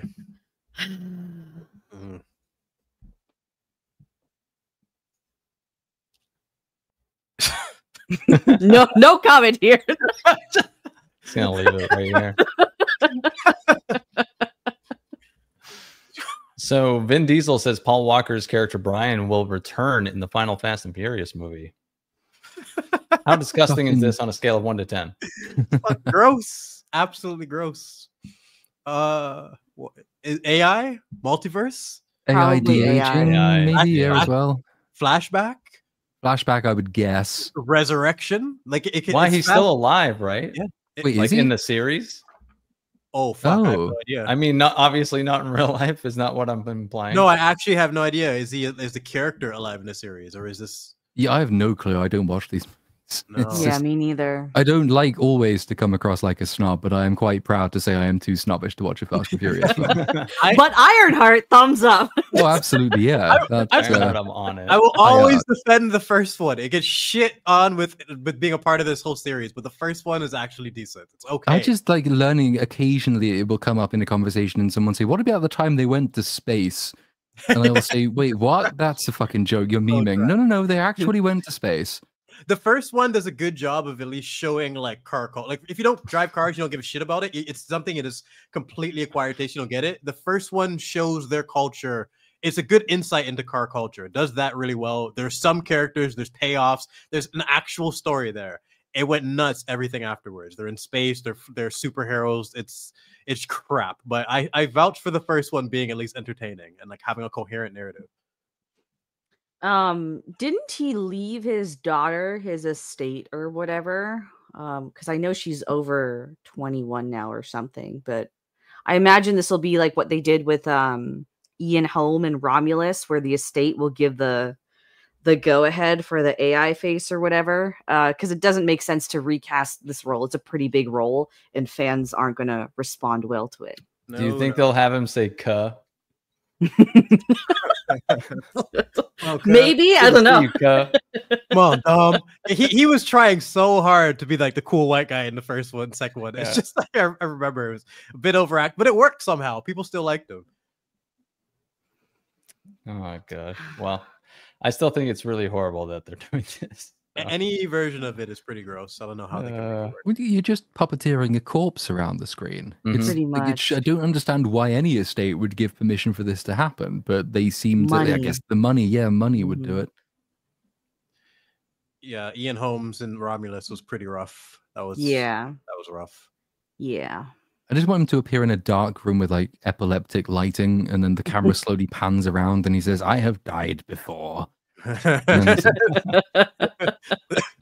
dark side of the Force is a pathway to many abilities. I'm considered to be family. We need that scene, man. Just the hood and everything to reveal. Honestly, just surprised that there's this many Fast and Furious movies at this point. I think I clocked out after the third one. Yeah, well, and there's 9 now. Oh wait, so the last one was actually called Fast X, not Fast 10. With the Roman numeral? I thought it was Fast X. Wow. Oh, okay. Because I thought that was hilarious that they called it Fast 10 Part 2.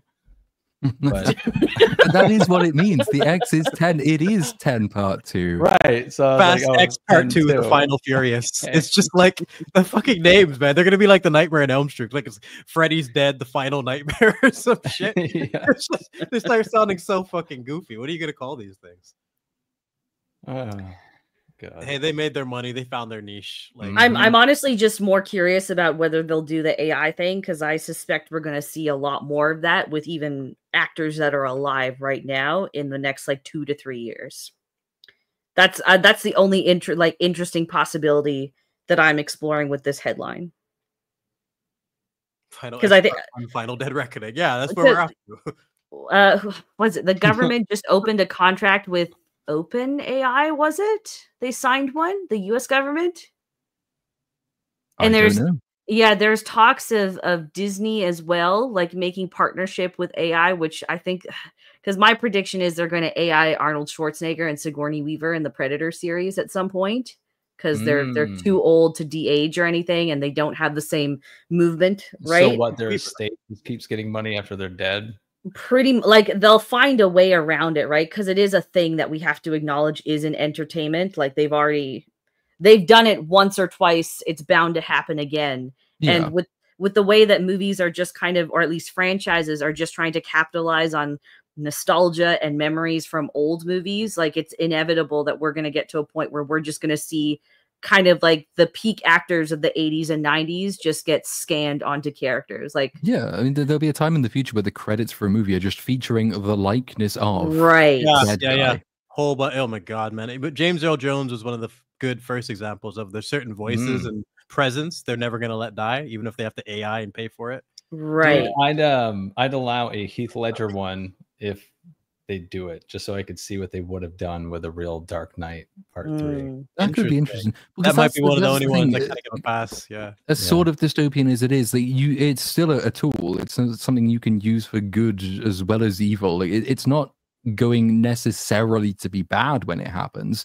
It's just that it's probably going to be very, very bad when it happens. But there are ways, hypothetically, you could do it, which really help tell a great story, in which case I'd be fine.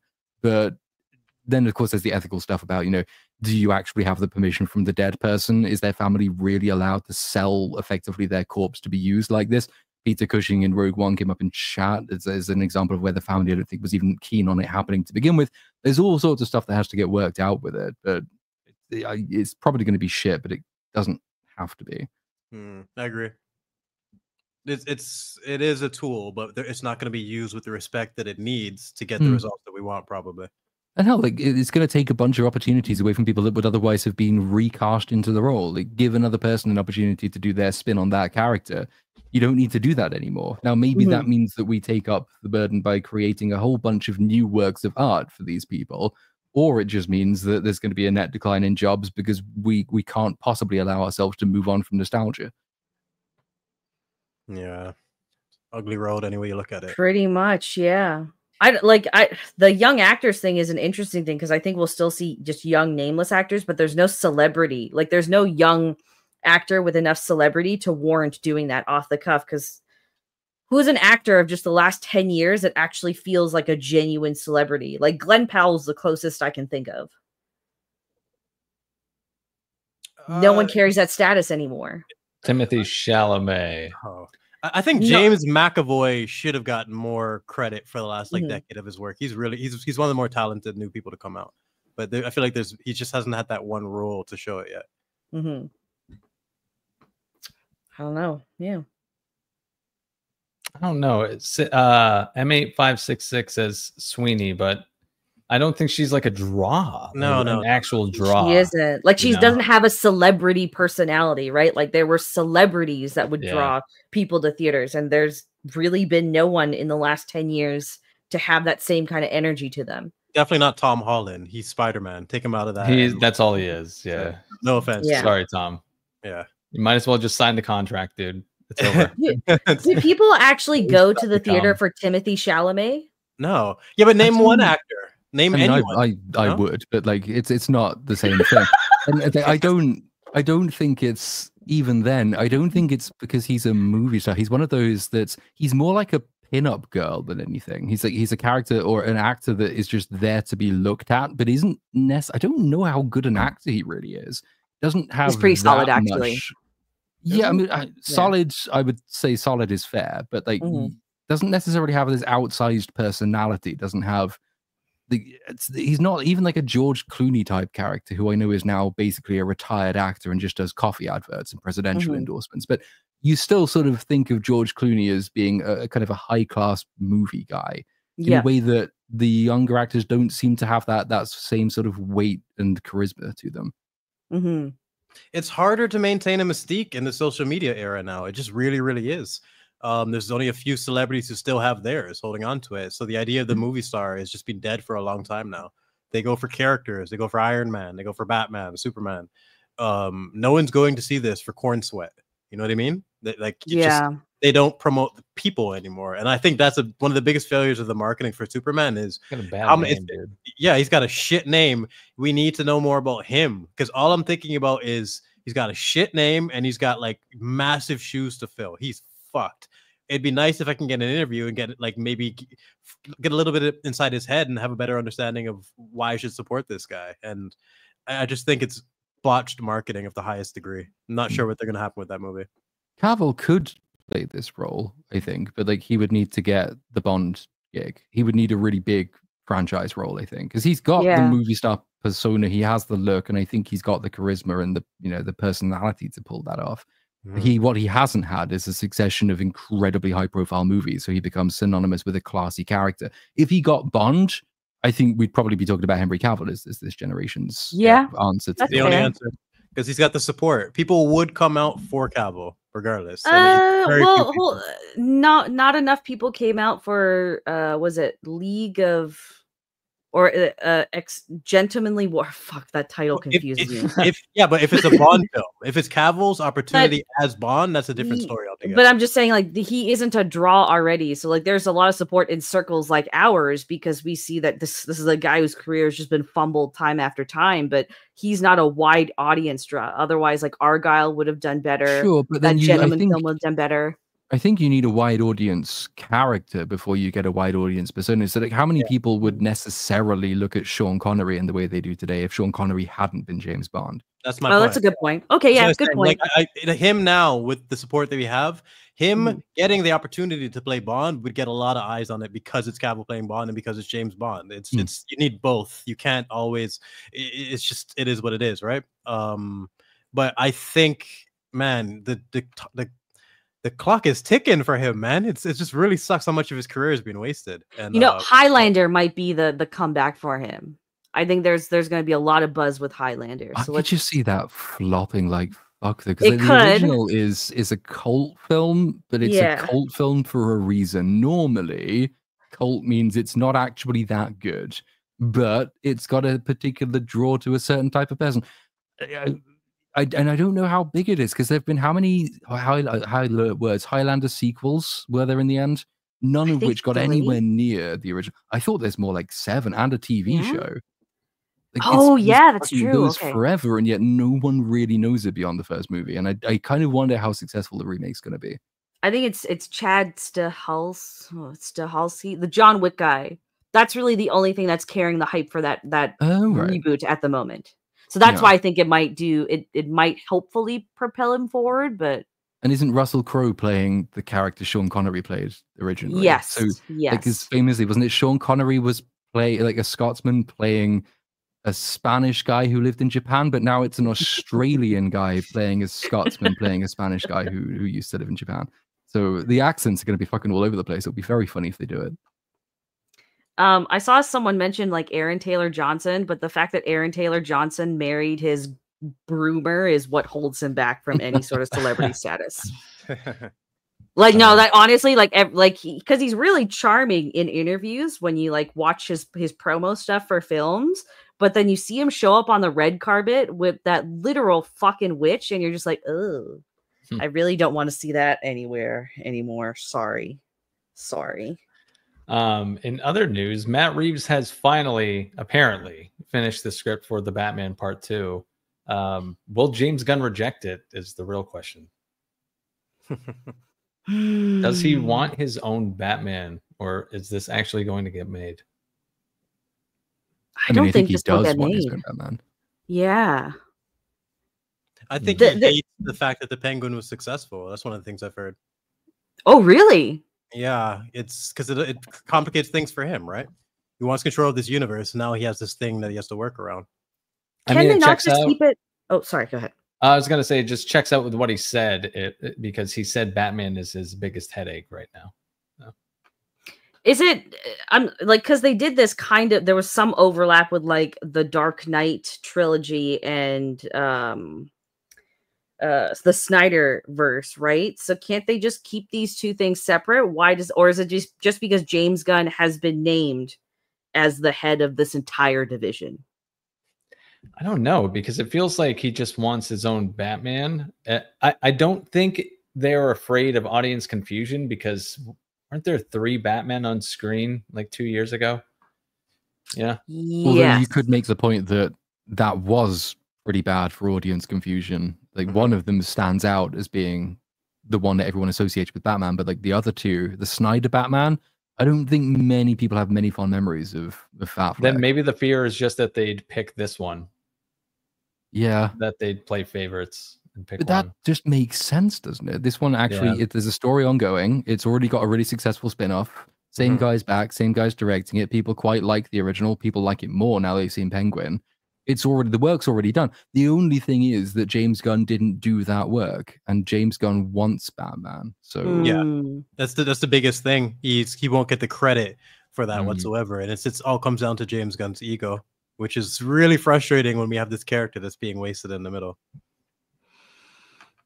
I can't imagine how old Robert Pattinson will be when they finally get to the 3rd one. Old man Bruce, bring it. Old man Bruce story. He went his whole arc from year 2 in the first movie to year 30. Yeah. I know. Yeah, definitely not the best choice. Especially if we're trying to do a younger Batman. I feel like we had the cast and everything lined up, and they're kind of wasting that potential now. Yeah, I wonder if it's just going to move on from that type of story at this point, because Robert Pattinson's, I've said it before, he's older than Christian Bale is in the final Batman movie he started. Wow, that's crazy. It's starting to remind me of JJ and Ryan fighting over Rise of Skywalker, like the Disney Star Wars trilogy, and going back and forth on things, and like having your ego affect the script and the longevity of the character. I don't want to see this repeated. James Gunn should be humble enough to utilize the Batman and work with Matt Reeves based on the success it's had, instead of trying to start from scratch. Like, that's, I don't know. I don't like what he like the studio would particularly want to have to shell out marketing for 2 independent Batman films. I just can't see them very keen on doing it. More Batman is generally better for the box office, but if one of your movies ends up eating into the box office performance of the other one of your movies, then what's the point? It can actually be the worst of both worlds. No, like cannibalizing their own content like this when they should know how much potential's with this character. Don't botch it.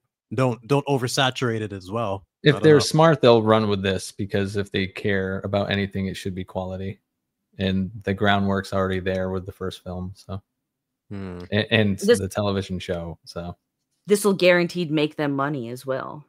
Either way, like whether you liked the first one or not, like this is guaranteed to make money. Yeah, a lot of people did like the first film, so I expect a strong turnout for this one. The biggest thing too is it's not just that the fact that people like the first film, it's the Penguin, one of the best spin-offs ever, gave it such renewed longevity. It gave it time to breathe and got people to go and watch the Batman again. They got people to watch and check it out for the first time. It's one of the best things that could have happened to the movie, and they can't waste all that and just try to make a new one. It's stupid.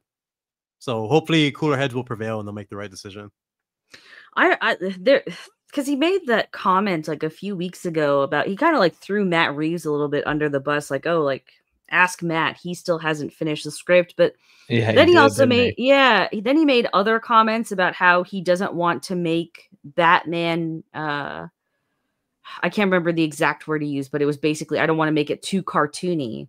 But the way that he's setting forth the Superman universe already is very cartoony. Yeah. So it's I don't want to see what James Gunn would do to Batman, because most of his recent filmography shows that he can't do serious or grounded or even just kind of heavy emotional characters or themes very well. Yeah.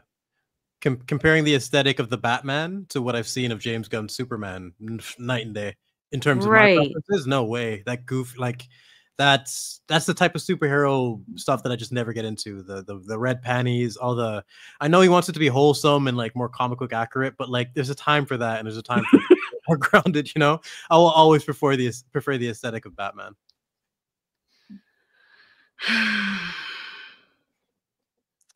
Speaking of, So Superman's James Gunn. James Gunn says no one can tell Clark Kent is Superman because he wears hypno glasses. He pulled the idea from the comics. I fucking hate comics. I hate them. But it happened in the comics, so it's okay. Did we just get old, or is this just really fucking lame? It's just so stupid. Honestly, at least they're doing something. I'll throw them like the tiniest bone because I have always thought that was dumb as hell. He throws on some like I pointed this out like recently. Like imagine Peter Parker floating, web swinging around. He just throws on some glasses rather than a mask, and nobody knows it's him. It wouldn't work for any other superhero. It's stupid, but they're hypno glasses. So yeah, I guess you have a point there. It's dumb. So if you just okay. The defense for this is ridiculous. I saw this pop up on my feed and I just went through the thread, and the defense for this is kind of like insane. I understand. It's just, oh, but guys, he's being comic accurate, or just like, he knows Superman. You guys just hate James Gunn. That's why you're hating on this. Like if Superman had like a magic dildo that he used to fucking like fight back in the comics, does that, you know what I mean? Does that mean it's a good thing to adapt to the live screen? You don't always have to fucking shove it in because it was in the comics. I just don't care. Some things don't work. The adaptation discussion needs to be brought back full force after this movie. Like what truly qualifies a good adaptation? Because just being accurate should not be the only variable. Yeah.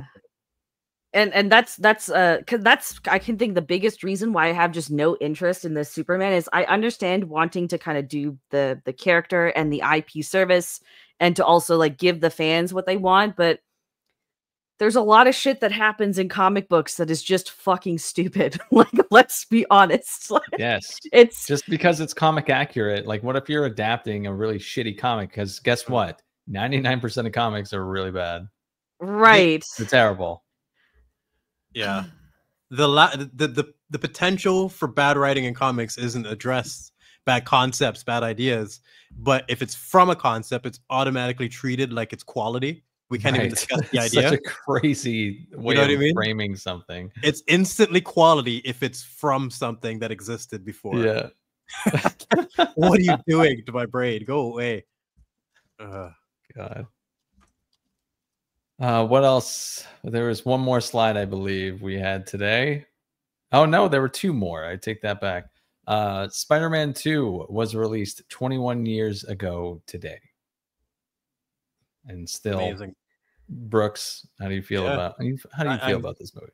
It's still top 5. It's still got some of the best superhero moments. One of the best fight scenes with him and Dr. Octopus. I still remember how exhilarated I was watching that. Just understanding the genre, him saving Aunt May, and like the scene with the train of him. Like, what if you want to put a scene and just show a scene that's like, what's the best thing to represent superheroes and what they're supposed to value? It's Peter Parker blacking out trying to save that train full of people, and then all of them carrying him like a hero afterwards. It's like they capture all the great elements of superheroes in one movie. It's like one of the GOATs. I think this is probably the best of the superhero movies we've ever gotten. I rank this very high in regard. It balances everything that you would want it to. So it has the interesting character work. It's got some good moral explorations. It still has that kind of like fun comic booky feel to lighten it up. The villain is interesting, or villains, I should say, are interesting. This movie gets better with rewatch as well. On top of that, the weakest part is Kirsten Dunst because she just looks too old. Yeah, But that's a nitpick. How many guys does she sleep with in this movie? She's just banging everyone in this trilogy. She was such a hoe. I couldn't stand her. Never liked Mary Jane, really. She's not interesting either. She's just she's nothing. I just know. Is that she was redheaded and had tits. That was the appeal to him. You know, is that a fault of how like this series adapted her, or is she like that in most of the comics as well? Just a bland character. I think she's she pushes him and stuff in the comic books. Gotcha. And she does have a modeling, like, so in the comic book she's a model. Yeah. So, in this she's like a failed actress or whatever. Mm-hmm. but in the comic book, she's just like a straight up 10. Gotcha. Yeah. You know, makes up for the personality thing, I guess, for Peter. Like compare like her, like, Tony and Pepper are so much more interesting. Their dynamics way more understandable. I've never understood MJ other than she lives next door and she's hot. Like they never got past that part. I imagine it's just kind of to play because like Spider-Man is a coming of age character, right? So I guess I always kind of saw it as Mary Jane is just kind of she's not a character so much as she is just like a representation of something a boy in that age range would be interested in typically. That's all. Can I just address something in the comments? Someone's just like, please, Jedi, shut up. What did I just say? No, Triggered. No, you're always gonna have people with preference with the chat, but like genuinely don't know what I just said that would have offended them. I have no idea. But what it is. Maybe someone in the chat just really hates Pepper Potts. Who knows? Yeah, maybe. Tony and Pepper Potts are more interesting than Peter and Mary Jane. I'm sorry. I'm sorry if that like upset you, but I think that's a decent point. But it is what it is. This next one was the last slide of the day. This is the Reed Richards popcorn bucket, and the picture on the left looks fucking hilarious, as someone pointed out earlier. And it cost $40. Fuck. I didn't know these things cost that much money. Like all the popcorn buckets that go viral or whatever. I didn't know people were paying $40 for these things. Yeah, I didn't think it'd be like a read around. That's good. That's good.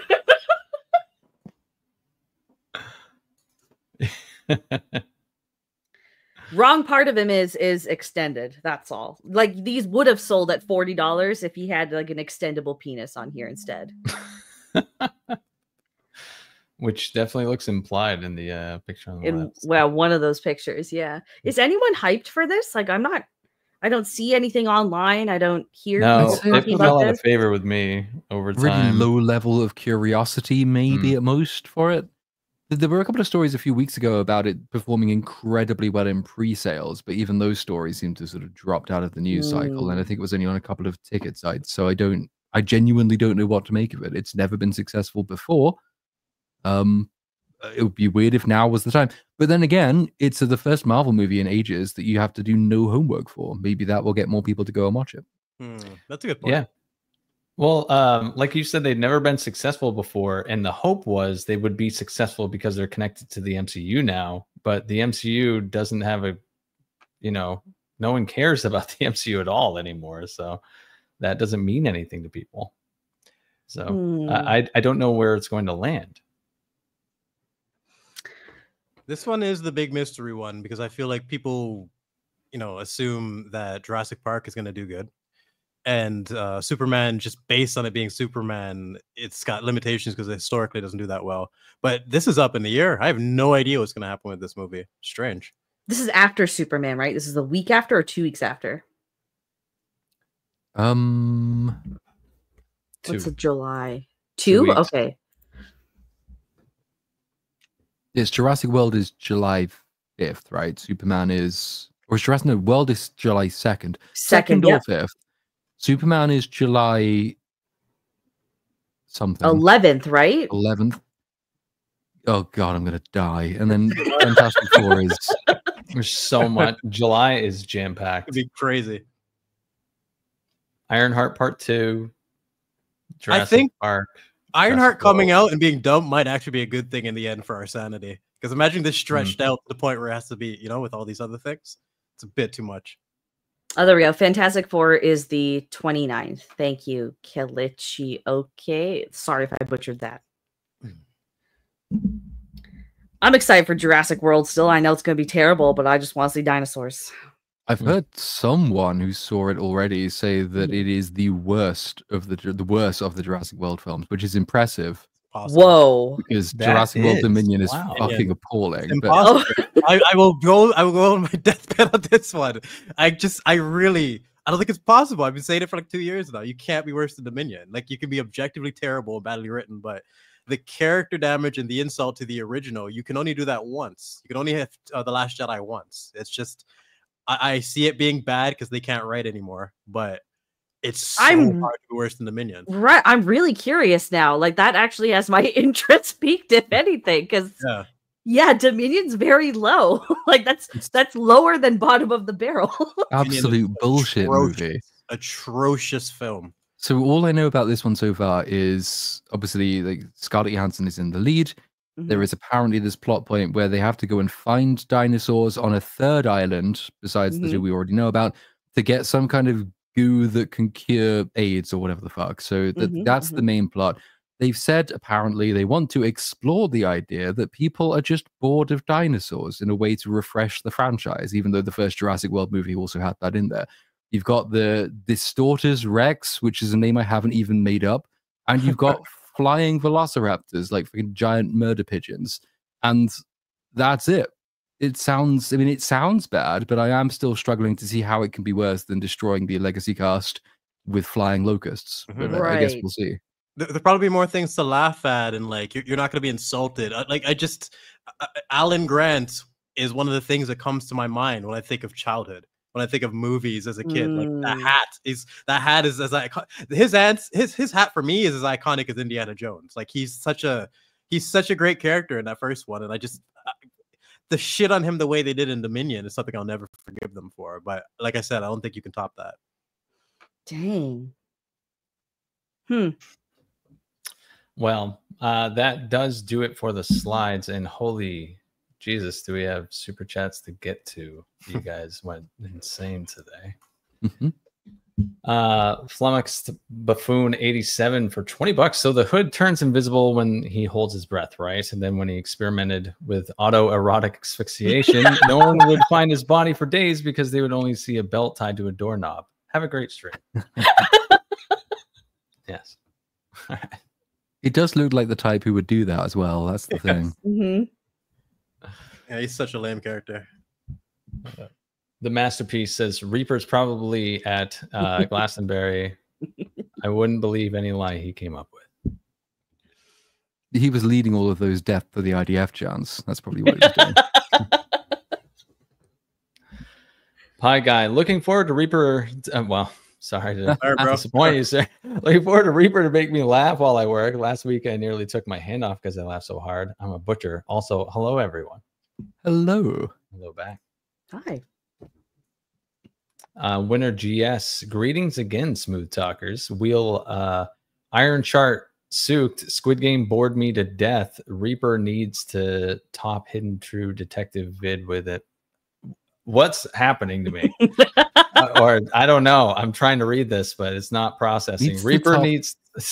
Go ahead. Does he have a Hidden True Detective video? He needs to top it, whatever it is, with an Ironheart. I mean, I agree Reaper should do an Ironheart video because he would have a lot of fun and he'd probably get banned from YouTube. Be very funny. TGV Monster says, hi, everyone. Good seeing you all. It makes me happy. Well, it makes us happy to see you every Monday. Hello. Yes.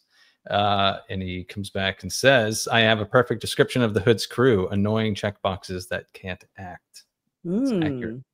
The Hood keeps saying stuff like I've never seen a more beautiful crew, and it's like he's blind. Such a weird that 3 times. There's 3 different times where he announced the entire crew and just emphasizing how gorgeous they are. It's just insecurity, man. It's the same shit as them calling Riri genius. They have to just say it. The show is so obvious that it was made during a specific era. Oh, yeah. You know, it's of its time. TGV Monster also says Slug saying toot toot is very symbolic for Ironheart is a lingering fart cloud in art form. Slug is fart cloud is generous. Insufferable. Like every scene I want to commit a hate crime and I really can't do that. It's an embarrassing show. It's frustrating. Toivo Corhonen, I want hello black people to become the new how do you do fellow kids. Me too, actually. Me too. I really liked the delivery of that. So straight. Honestly, he's probably the only likable character somehow because he's not really a character. He's just there. I just don't have any issue with him. But he seems just nice, right? Yes. He doesn't seem that he's the only one who hasn't done something for personal gain, unless you count giving Riri a mixtape of her dead friend's voice in a bit to fuck her, which is a bit of a weird thing to do, but the other way seems nice. It's if they can only rub that off on Riri, because he's got what, like an eighth of the scenes that she does. Yeah, he's so much more likable. They just don't know how to do this character at all. The little kid's quite good. I quite like the kid. He's all right. He's all right. He gets a pass. I have no beef with him. TGV Monster. When Villeneuve was picked for Bond director, my first thought was Zendaya was going to be picked for Bond, and next day she's being eyed for it. Wait, is that true? It always sounds like a meme, but actually, yeah. I can believe it. Wait, as the Bond girl? Yeah. As the girl. Huh. Which I guess means they must have to be going for a younger Bond, in which case Henry Cavill isn't getting it. Fuck. Oh. Toivo also says this could have used a couple more rewrites. Seriously. Robert White, I realized something that most stupid thing about the show. Riri refuses to become part of Stark if she needs $1 billion for resources. Part 1. And I have no idea. I don't know. I have no idea where part 2 is.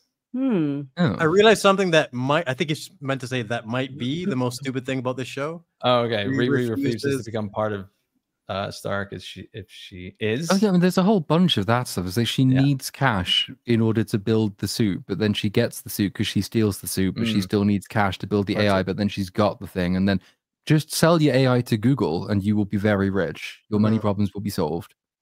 Yeah, someone with her abilities can't have money issues, and the show just ignores it, so she should be oppressed. Same thing they did with Falcon and his show, making him broke and trying to like borrow money, and they can't get a loan, even though he's a fucking Avenger. But the fact they're black needs to overshadow their character's history. Wait a second. Okay, my memory's a bit fuzzy on Wakanda Forever, right? Riri was in Wakanda, right? Yeah, they recruited her because she built a vibranium detector. So how is it she has no connections to anyone there, given what she did, and she's struggling for money now? I do not know. They sent her back to college, I think, so they could just reset her for later use. I don't remember what the reasoning was. They kept the awful suit that she made in that movie, which is good. But apparently then now she has no contact with them, even though everybody knows that she can make all this stuff. And she even says that she's working on the AI she's trying to make is the Wakandan AI. And the Wakandans are famously very open and sharing with their technology. So I'm sure they don't mind at all that there's somebody out there trying to remake their most proprietary technology. And they referred to it as their internship at the beginning of the first episode. They kind of just did a quick line brushing over it.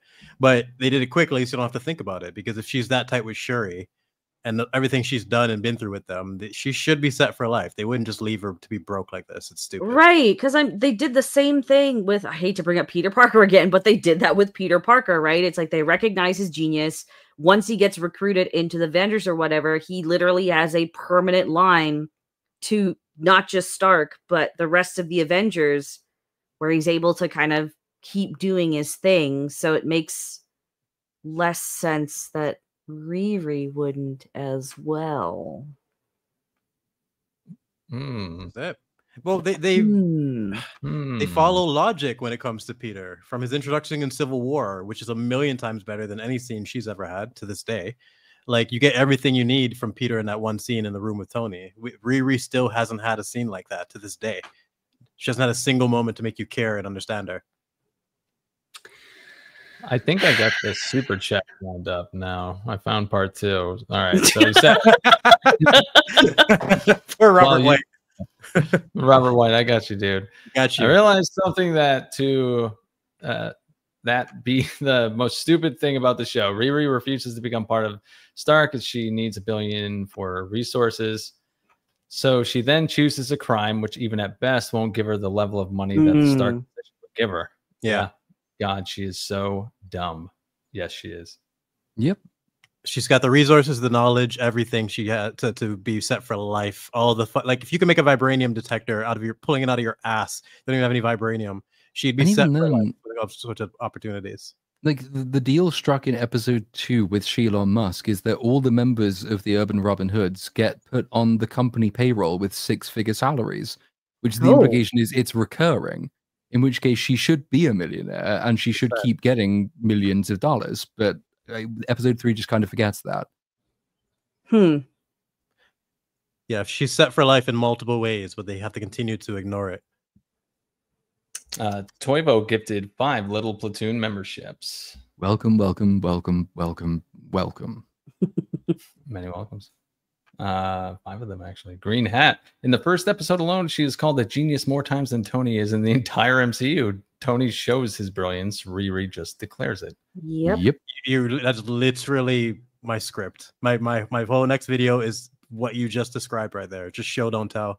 And how you can do it with Tony in 5 seconds or like a 3-minute scene. Riri's had a cameo in Wakanda Forever and an entire episode, and you still don't know why she's here. Like, it's pathetic. The Viking of Disapproval says, remember when Iron Man and Bruce had to combine Jarvis with an Infinity Stone to make an AI? Thank God Riri can do it on accident with a laptop. In her sleep. Yeah. And there's even because there's an argument in Age of Ultron as to whether Vision should be allowed to live. So they sort of question.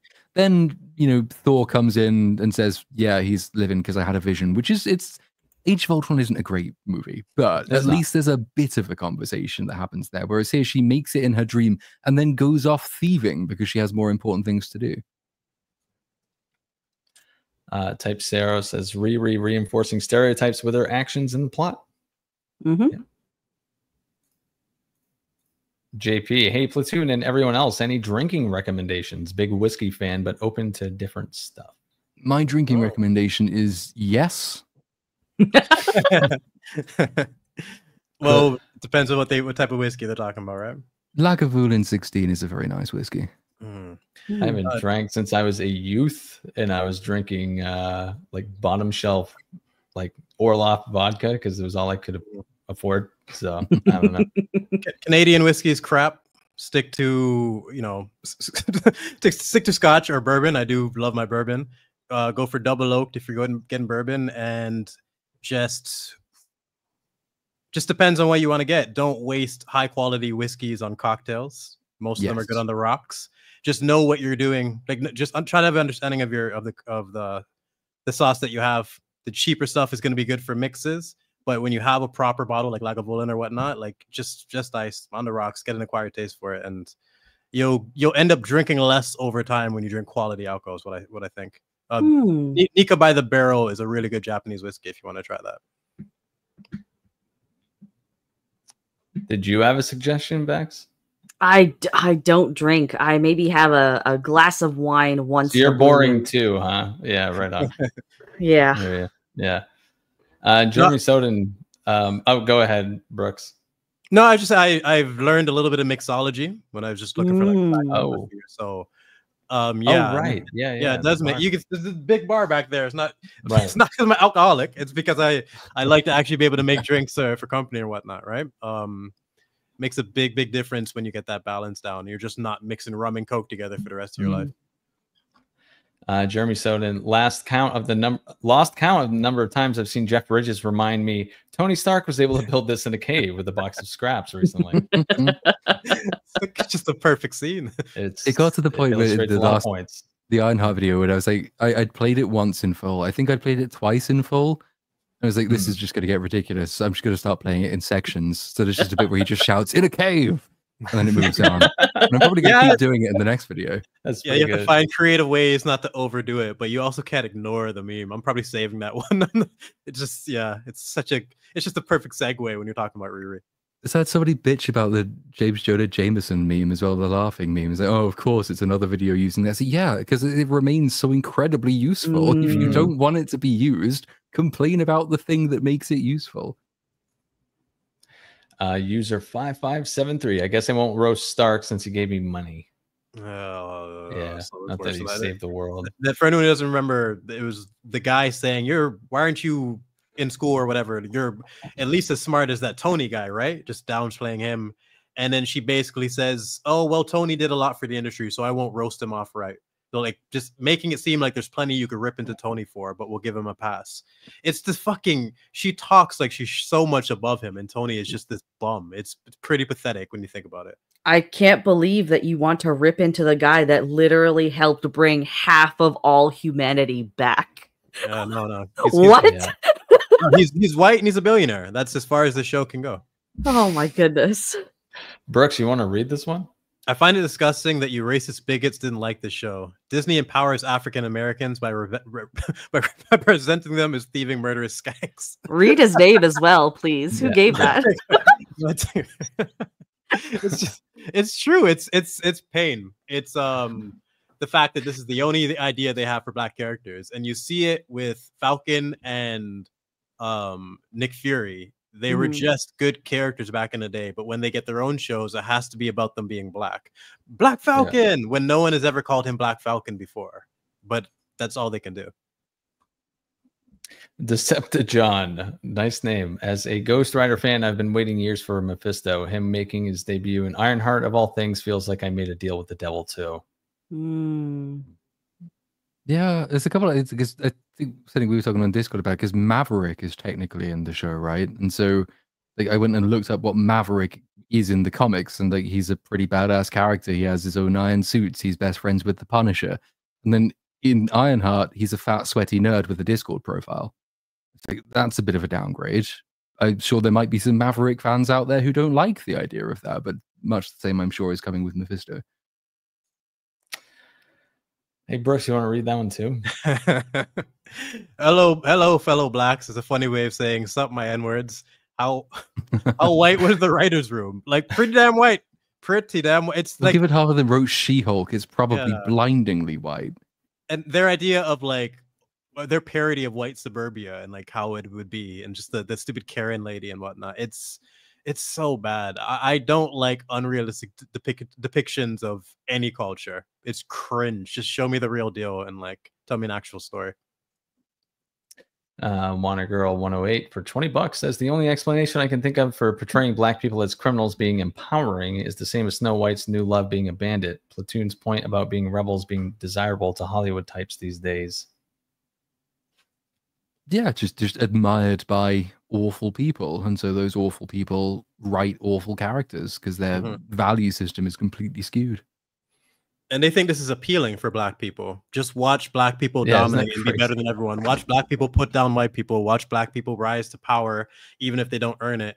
But if you're black, then that should instantly appeal to you. And that fucking infuriates me, because it's just the fact that you think this is acceptable as storytelling and that you think that I'm going to eat it up with a spoon. It's gross. Orange Soda TR says Ironheart dialogue is the unholy union of Marvel humor and intersectionality. How can we make this funny, but also about the black female experience? Bruh. Does Riri twerk in any of the 3 episodes that we have? So she doesn't in episode 1. But the money flaunting scene, there's someone twerking in that scene. Gotcha. Yeah, okay. There is. Yeah. But you don't even know what I'm referencing yet with that scene yet. It's just her and her Natalie just like having a bruh fest. Just bruh. It's I miss. Yeah, it's something, all right. Someone took it out of my mouth. I miss normal black people like in Malcolm in the Middle.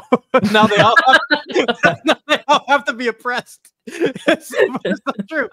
They have to be a girl has to be a strong, independent woman, and a black character has to be broke and oppressed and racist. It's the only way they can write.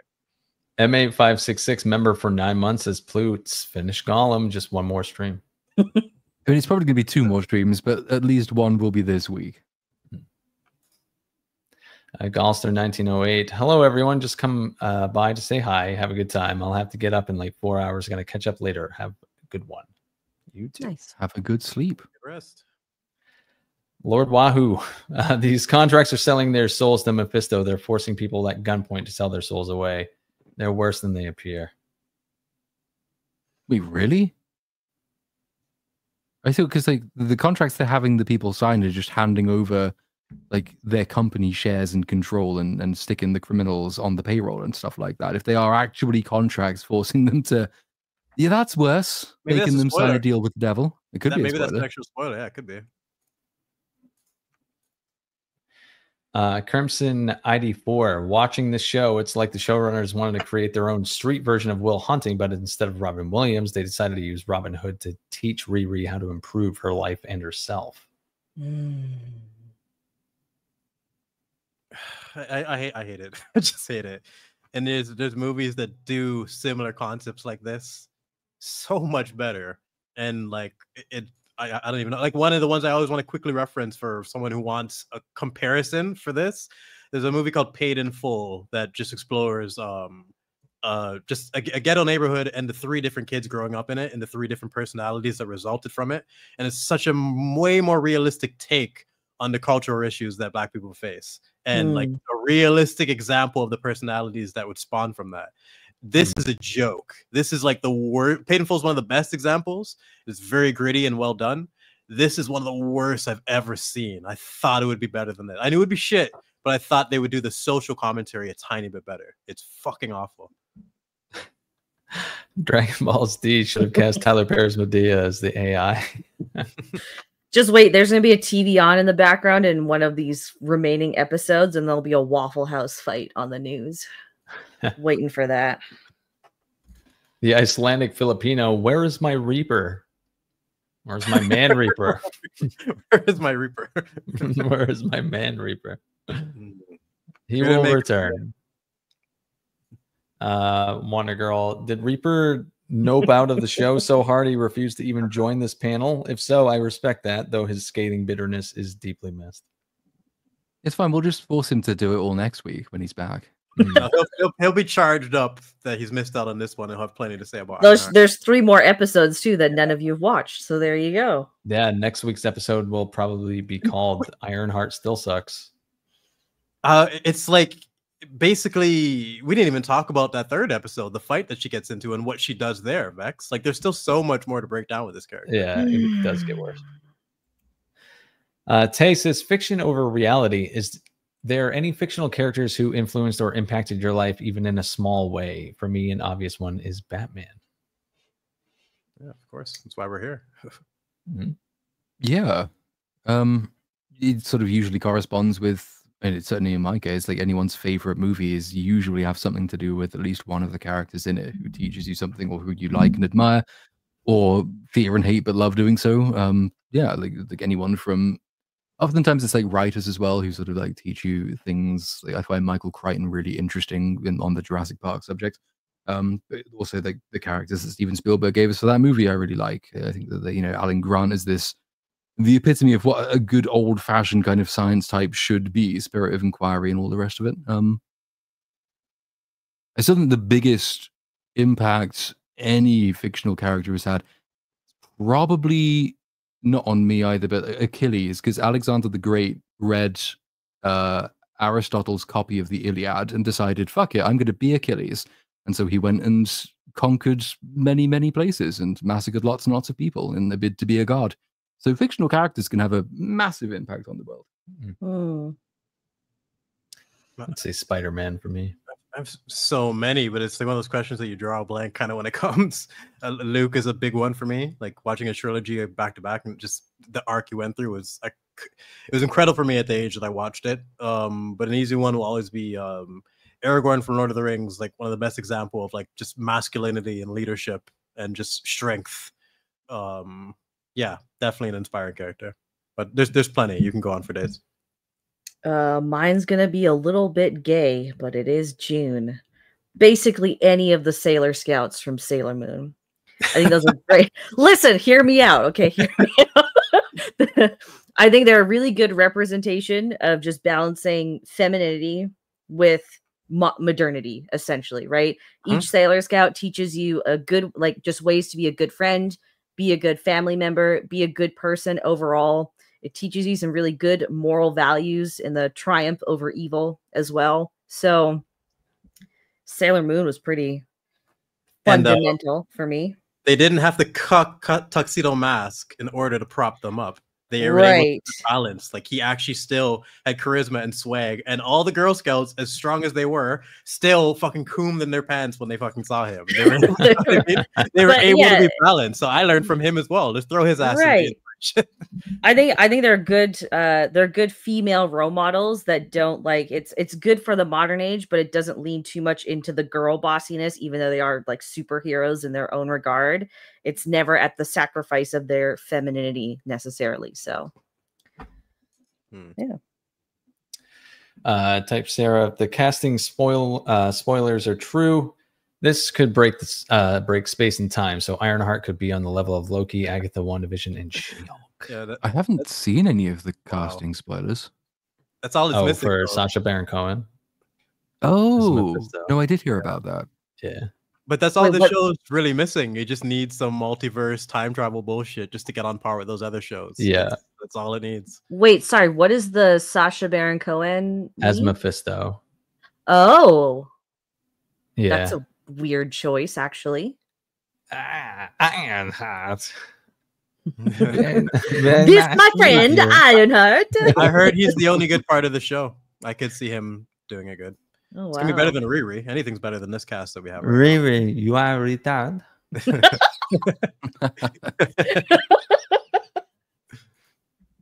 Alex Channel, The Boondocks came out in 2005. How can't they make a show with black people right for 20 years? That's true. It's a shame that got canceled. The Boondocks definitely still had some life in it when it got another canceled. example. James Busher, as a big real life F1 fan, there is a lot of suspending of disbelief needed, but overall it feels like a throwback to a 90s sports film. I think most non-F1 fans will enjoy the story and action scenes. Yeah, I have heard good things.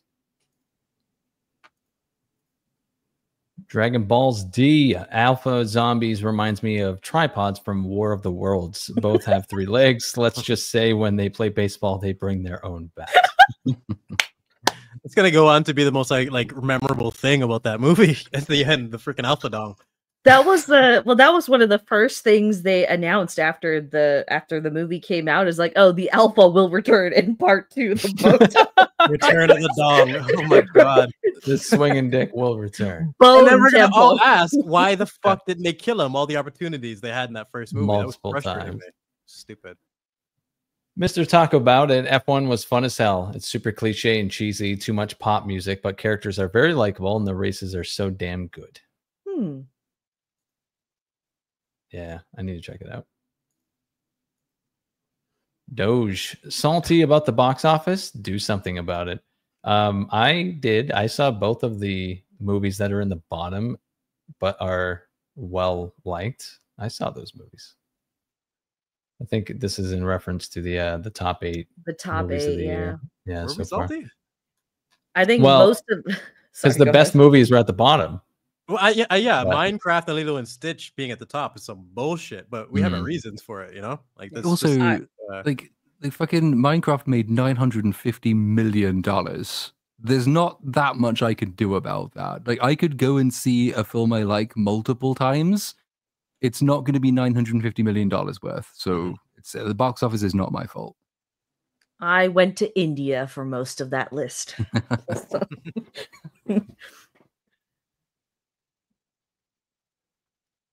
Oh, is that Sorry, it? Hank. No. There are more. My mouse is just like fucking frozen. I have like I have this wireless mouse and I'm waiting for it to react. So, hang on. Besney Lala, hello. Drop to say hi. Hello. Hello. Well, hello. Taker 610, Fast and Furious Resurrection. Yes. The Final Furious part. That title sounds too serious. The Final Furious is good. It's so stupid. The Viking of Disapproval. Studios don't want stars now. Unknowns are cheaper. One of my favorite points of the Jaws, the little Jaws references that I came up last time was the fact that they went with a lesser known actor to make it focused on the story. I think that was a really good choice in Jaws. Mega Spidey Man Platoon, please say, in a hole in the ground there lived a hobbit. Well, in a hole in the ground there lived a hobbit. There you go. Well, okay, and now the second part. What did you think of Sir Ian Holmes' delivery of it? Fave, Superman, and Lex, and why? I'm trying to remember what Ian Holm even sounded like in it, and I'm assuming that does he say it in the film? Because the confusing thing is that Ian Holm is also in the old BBC Radio one. He plays Frodo. So that's the one for some reason I'm remembering more clearly. Either way, his delivery's good whatever he does. Although he's quite minimalistic. I think someone said that the thing with Ian Holm is that he always does the absolute minimum, and somehow that just works for him. So he's generally good. Steel Manning, I want Batman 2 to be a Clive Barker style body horror film with Nicolas Cage playing Clayface. I want Batman 2 to be a Clive Barker style. Oh, it just says it twice. Okay. I see now. He really wants to get the point across. Yeah. Well, I want that too for you. Wiz Nilly P. Jedi is my favorite. Frick that guy. No, it's just because I don't have an issue with someone like, shut up, because like it's just you're on a panel. I know what it's like. Someone's just yapping away sometimes, but like I genuinely don't know what I said that pissed that guy off. It was Pepper Potts. Like, some people get really passionate about one bland redhead over the other one, apparently. I didn't think Tony and Pepper being more interesting than Peter and Mary Jane. I didn't know that was a hot take, but like I didn't know that was a hot take either, and I don't like Pepper Potts whatsoever in the MCU. But yeah, she has way more, like they have way more chemistry than any on-screen depiction we've seen of Peter and MJ. Didn't what's her name, Kirsten Dunst, say like, "Oh, it's bad because Tobey Maguire got paid like twice as much for Spider-Man as I did." Yep. Like, Spider-Man, you dumb bitch. Like, what the hell, man? I hate comments like that. You're Mary Jane. You're not Spider-Man. It's yeah. The whole it's crazy. Taker 610. I finally saw Wicked, and I guess Cynthia's acting direction was to act like a human being if at all possible, as opposed to how she acts in real life. I still haven't seen that. I have no intention of ever seeing it. Wow. Yeah. Fair enough. Come on, this mouse is such a piece of shit. Getting a new one. Jesus. I don't want to accidentally hit end stream or something, you know what I mean? Like start clicking around. Okay. M8566. Hey, Cynic, when July kills Platoon, can we please keep his avatar going for BSUP? How do you know I'm not already dead? Yeah, this could be it right now. My estate has given permission for my likeness to be used for all future streams. Bonesaw is ready. Said, based on the reviews for Ironheart, if that show was made by Daily Wire or any openly conservative studio, it would be called completely racist. Yep. Yes, it would. Absolutely. You take any of the things that happen in the show, flip around the races, and it would be nuclear event. It's crazy. Chaos Jumper is a new member. Welcome.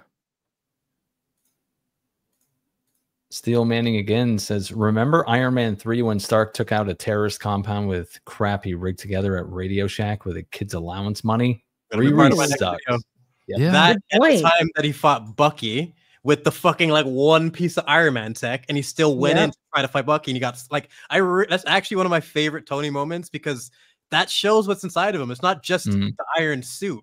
He's a fucking hero. He really is a hero. Doesn't get enough credit for it. It's not just him being a billionaire, and the fact that he was trying to fight the Winter Soldier when he's got like what if like just a little tiny piece of tech. I really like that, but it shows what he can do when he doesn't have his suit. And you compare that to what Riri does in episode 3.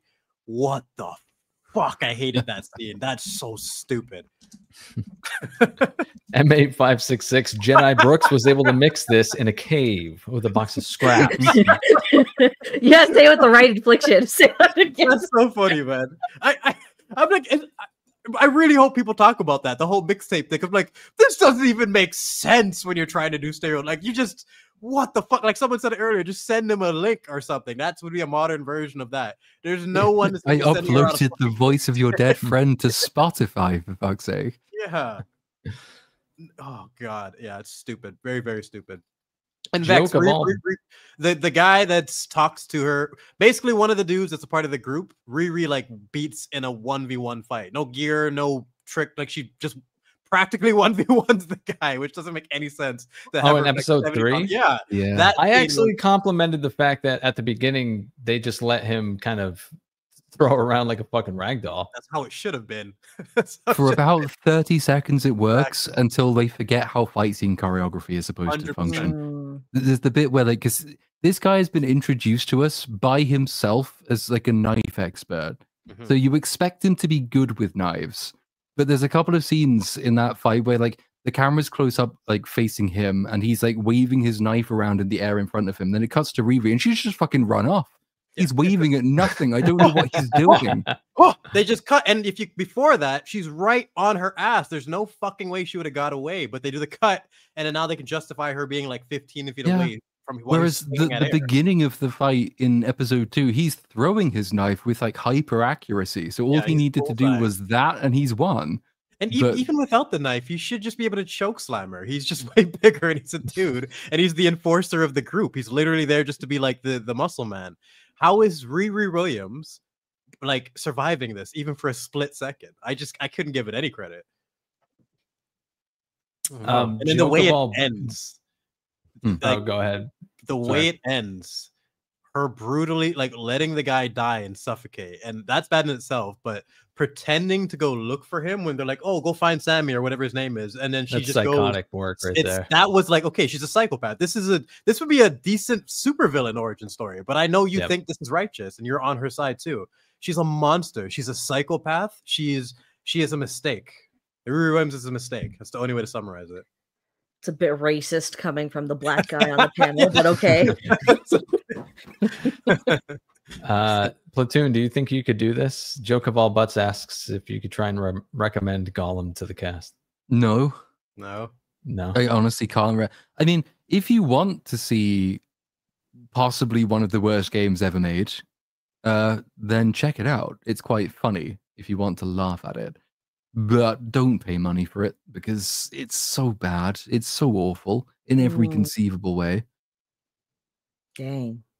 Gotcha. I'm going to buy it tomorrow. Gary Barber, as a 55-year-old white man, I can't even understand a third of the dialogue when they really accelerate the delivery. I have so many levels of remove from the slang, it may as well be Aramaic. There are a few bits where I can't make out what she's saying. Bro, I could barely keep up with it, man. What do you want me to do? I'm trying to translate for you guys.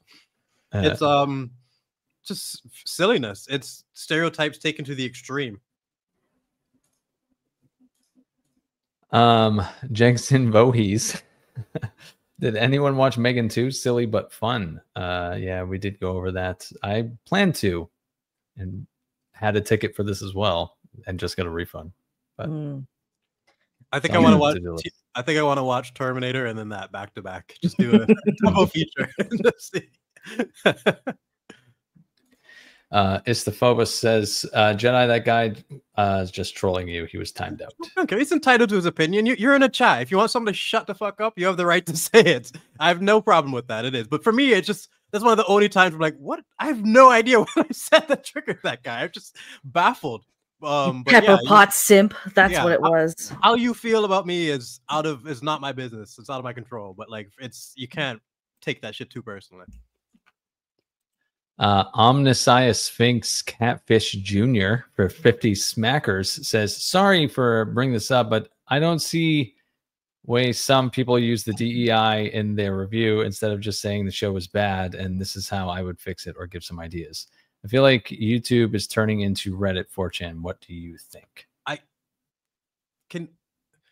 I'm just like, I work so hard to do that. I've never said the word woke. I don't mention any of that shit. Yeah. I'm not mentioning the fact that Riri's black. I'm not mentioning any of that in my video. I'm hyper focusing on the writing to cover my ass when it comes to that stuff because a lot of people will knee-jerk reaction, just ignore your points once you start using those buzzwords. But if you talk about writing and you stick to that, it should be a stronger argument most of the time. It's generally the best way to do it. Like I think I think I used the word DEI once as part of a joke and only as part of a joke because I don't unironically use words like woke. Right. It's so played out. Never. Which is funny though because then you get people in your comment section saying, "Oh, this channel's just an anti-woke grifter," and it's like, what the fuck? I haven't used the word woke unironically since 2021. They take God that from damn other it. videos and add it to your video from Yeah. the reaction, even if you don't say It's usually because they haven't Question. really watched it. But on the spirit of the super chat that was left, I mean, I broadly agree with that. Like, there are, you can do it for comedic purposes, I guess, but there's plenty to complain about that's actually worth complaining about without just saying this is just bad because DEI. Yeah, Most I of the feel time, it doesn't even make sense in context. So, you know, because you get the reverse of it. The people that didn't want to watch Arcane because the color of their hair, and like you need to talk about writing. It's extremely important. Yeah. And just someone was mentioning the Cornset interviews. I just haven't seen them. I feel like they should be pushed in being a part of the marketing a little bit more than they have been. But if there's some good ones out there that I can't even, that's just something I need to check up on. And someone was asking me a question of, can you be racist as a black man against black people? You bet your ass you can. There's plenty of black people that are racist against black people because there's so many black people that make black people look horrible, and you have to be able to fight back against that. So it's just it's being hypercritical on your own culture when you know the thought process and the ignorance that some people project, and then they think that's all black people are, and that's how you get characters like Riri Williams. It's the weird thing as well. It's like black people are not a monolith any more than white people are. So like it's perfectly possible to have cultural differences with other people who share your skin tone because lo and behold, people are different. It doesn't like the skin tone is not actually very determinative of anything. Very, very, very, very, very minor. That's why I always like the point of like hair texture, skin, difference in food preferences. I find that way more interesting when it comes to discussing the differences in culture. But like just the fact that like you have to put someone in a box because they have this skin color, it just gets old. We should be past that as a society, as a race, like completely. Just to add on to that last super chat as well, it's easier to complain something than think about what the solution is. That's really all it is. Exactly.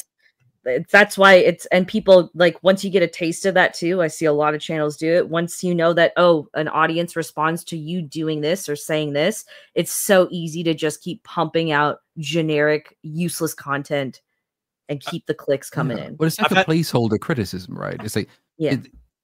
It's not wrong to say that something is woke or is DEI if you have something to say about it, but it's become the thing people say in lieu of saying something. Yes. If you just say thing is woke or thing is DEI, that does the job. I've criticized the show. You haven't criticized the show. I've had lots of things that might theoretically be woke in philosophy could also kind of sometimes be quite good. It doesn't really tell you very much except that basic pattern recognition is in play. If you have nothing to say, then don't say anything, but don't like put a placeholder and like say you've said something. It's such an important point. I've literally had comments that frustrate me of like, instead of explaining all that, you could have just said it was woke, or here's the real problem. It's woke. It's DEI. I'm like, how is that more valuable than all the different points I just made as to why it's poorly written? And if that's the source in terms of like their inspiration for this character, then you can figure that out yourself. I don't need to use the buzzwords for, but to say that the breakdown isn't necessary because you can just summarize it as woke and call it a day. Why don't I just release a video with a thumbs up and a thumbs down? Like what, there's no difference. It's just, what's the point of analysis if that's all you care about? Cynic has been hovering on this one because he doesn't know what that says, and I think I have no idea what that says. I also don't know what that says. Okay, well, how do we do it? The toad, the frog, says, Frogman. Even with everything going on in the Middle East, I still think the Fantastic Four movie is going to be the biggest bomb of the year. That's a good comment. Not bad. So I had to hover on that one. Again, my chai, here's money. I'll catch the re-up. Vex is the best. Oh, thank you, Genma. Istaphobo says, Jedi Brooks, you likely triggered him months or years ago. Fuck I do, bro. It'll be all right. And finally, Dragon Balls D. As a member of the alphabet community, I'm often personally insulted by the way Hollywood chooses to portray us. I am not a walking stereotype. Yes. Yes. To quote Nutsa, an EFAP regular, I'm so tired of being told I'm oppressed. You know what I mean? Like, it's just when it comes for Black culture stuff, or if you're a woman with this, it's just, or if you're a gay person, or if you're bi, whatever type of caricature they're gonna put for whatever you represent. It's just because frustrating to see. But it's frustrating as well because like what that is it's usually it's a straight white person doing it, and they will claim, oh yeah, we're uplifting a marginalized community. The thing is, most marginalized communities don't actually want to be noticed and never have wanted to be noticed. Most gay people don't want to be noticed. Most sexual minorities don't want to be noticed. Most trans people want to pass as the sex they think they are. Like, they don't want to be held out as icons or anything public like that. But, and this is where like these fucking white ally people are fucking horrible. It's not useful for them to include diversity that nobody notices, because they want to be applauded for doing it. That's the reason they do it. And so there's a reason every time you see a gay character or a trans character or whatever, it tends to be a fucking drag act. It's because it's really visible, but they're so hyper unrepresentative. The only reason they're there is so the writer can sit there and say, hey, look, I did diversity. Applaud me, fellow writers. And they get applauded for it. And in doing so, they make these communities synonymous with basically the worst kind of exhibitionist fuckwits that everyone hates. So great job, Hollywood. You're driving down support for everything because you keep picking the worst candidates to uplift. Slug. You just described Slug in a nutshell. You nailed it, because it's like that's not a character that's going to appeal to trans people whatsoever. Just making this cartoon version of what they think trans people are. And I always said that the character in season 2 of Squid Game, that's how you do it. Make her be an actual character with an actual arc, with reasons to be there, and a payoff in the end. One of the only good things in season 3, in my opinion, the trans character was really, really well done. It wasn't shoved in there just for a pat on the back. Put the story first, and then you can do whatever type of character you want, whatever type of message you want. But if all you care about is the message, your story is probably fucked. It's usually the pattern. Did they call him Slug because of what he leaves on chairs after he sits on them? Or I don't fucking know. He's race swap Joker to me. He's a fucking. Well, apparently in the comics, it actually looks like a slug. It's kind of like Jabba the Hutt. I've been told this, and I've never actually looked it up. But apparently, I'm going to look it up now. If you look up Slug in the Ironheart comics. Okay, let's see. Okay, now I'm curious. Yeah, it looks like. It's a fat white guy. Yeah. What? It's bigger than Kingpin. Like, what? How did they get this from that? I don't know. Oh my god. That just makes it even weirder, man. This drag queen princess was a priority over the like. I mean, it looks more like a trans activist than any other character in the show, but they decided not to make it look like one. It's strange that of all the things that you chose to replace to be a trans or drag, it's a fat white guy. Yeah, It probably does tell you something about how the show will end as well, because the fact they've replaced that with like a diverse, like non-binary type means that Slug in this show is not ever going to be a villain. There'll be a redemption story. If Slug was still massive, fat, and white, it would be a villain. But because it isn't massive, fat, and white, it means they want to recontextualize as a hero. That would be my guess. Instant plot armor. You know there's not going to be any journey. They're just there to be. It's not just jangling keys, but it's there just as a symbol. And you just know there's never going to be held accountable for their actions. It just becomes, it destroys the storytelling element. You have no faith in any type of payoffs. You just know why they're here. Oh, one more super chat came in as usual. Bonesaw is ready. It's also funny that the first 2 Christopher Reeve Superman films feel less dated and tacky than Ironheart. I've never seen any of the Christopher Reeve Superman. I'm gonna have to now because the new one's coming out. That gasp was really intense. I just don't like Superman. I've just never been that interested. No, I get not liking the character. I was more surprised that you'd never seen one of the Christopher Reeve Superman. Like, that's kind of iconic, must-see cinema. There might have been occasions where they have been on the TV, but I don't remember ever sitting down and paying attention to them. Yeah, so. You can't describe scenes and events. It's just fleeting images in your head. And that's what I mean. My only memory is him going and flying and backwards around the world. Yeah, that's it. That's my only memory of it too. Exactly. Yeah, it erases everything else. Oh man. And that's only because I think I saw that as a young kid, and even then I thought, well, that's just fucking bullshit. Like, what? You can't have stakes if you can do that. That's impossible. Destroys the stakes completely. I'd be interested to hear how your perspective on Superman changes after you watch this, because that's kind of like top tier, just superhero movies in general. I'm kind of expecting my take to like improve in the not just in the qualitative sense of like I've seen the movie now, but also improve in that I probably will notice things watching them properly for the first time that make me think a bit better of the character. Because quite oftentimes I've never found Superman particularly interesting, but a lot of that probably is down to the fact that I've just not consumed probably the best stories that Superman has, right? So there are a number of occasions like that where stuff you're just aware of or has been on TV in the background, but you've never really watched, so have not much of an opinion of, will actually get better when you go and watch it. And I'm kind of expecting that to be the case here. Gotcha. Yeah, those first two are good. I don't remember the third one. You can let it go after that. The first two, though, definitely must watches. Superman. The mouse is fucking up again, eh? Oh, another one? Daniel Borbola. There are two types of racists. One says I'm a criminal that steals jobs, and the other says I'm oppressed, and that's why I need to steal. Meanwhile, I'm just a regular worker that doesn't steal. It's shocking, isn't it? Like, you can be poor, or you can be middle or lower class, and you can be a good upstanding citizen who never breaks the law to try and get ahead unfairly. I don't know how most people manage to do that, but they do. But that does do it for the super chats. That was like 45. So you guys went bonkers today. So much appreciated, everyone. Yes. Yeah. Woo. But yeah, I'd like to thank the panel here. Jedi Brooks, as always, appreciated, sir.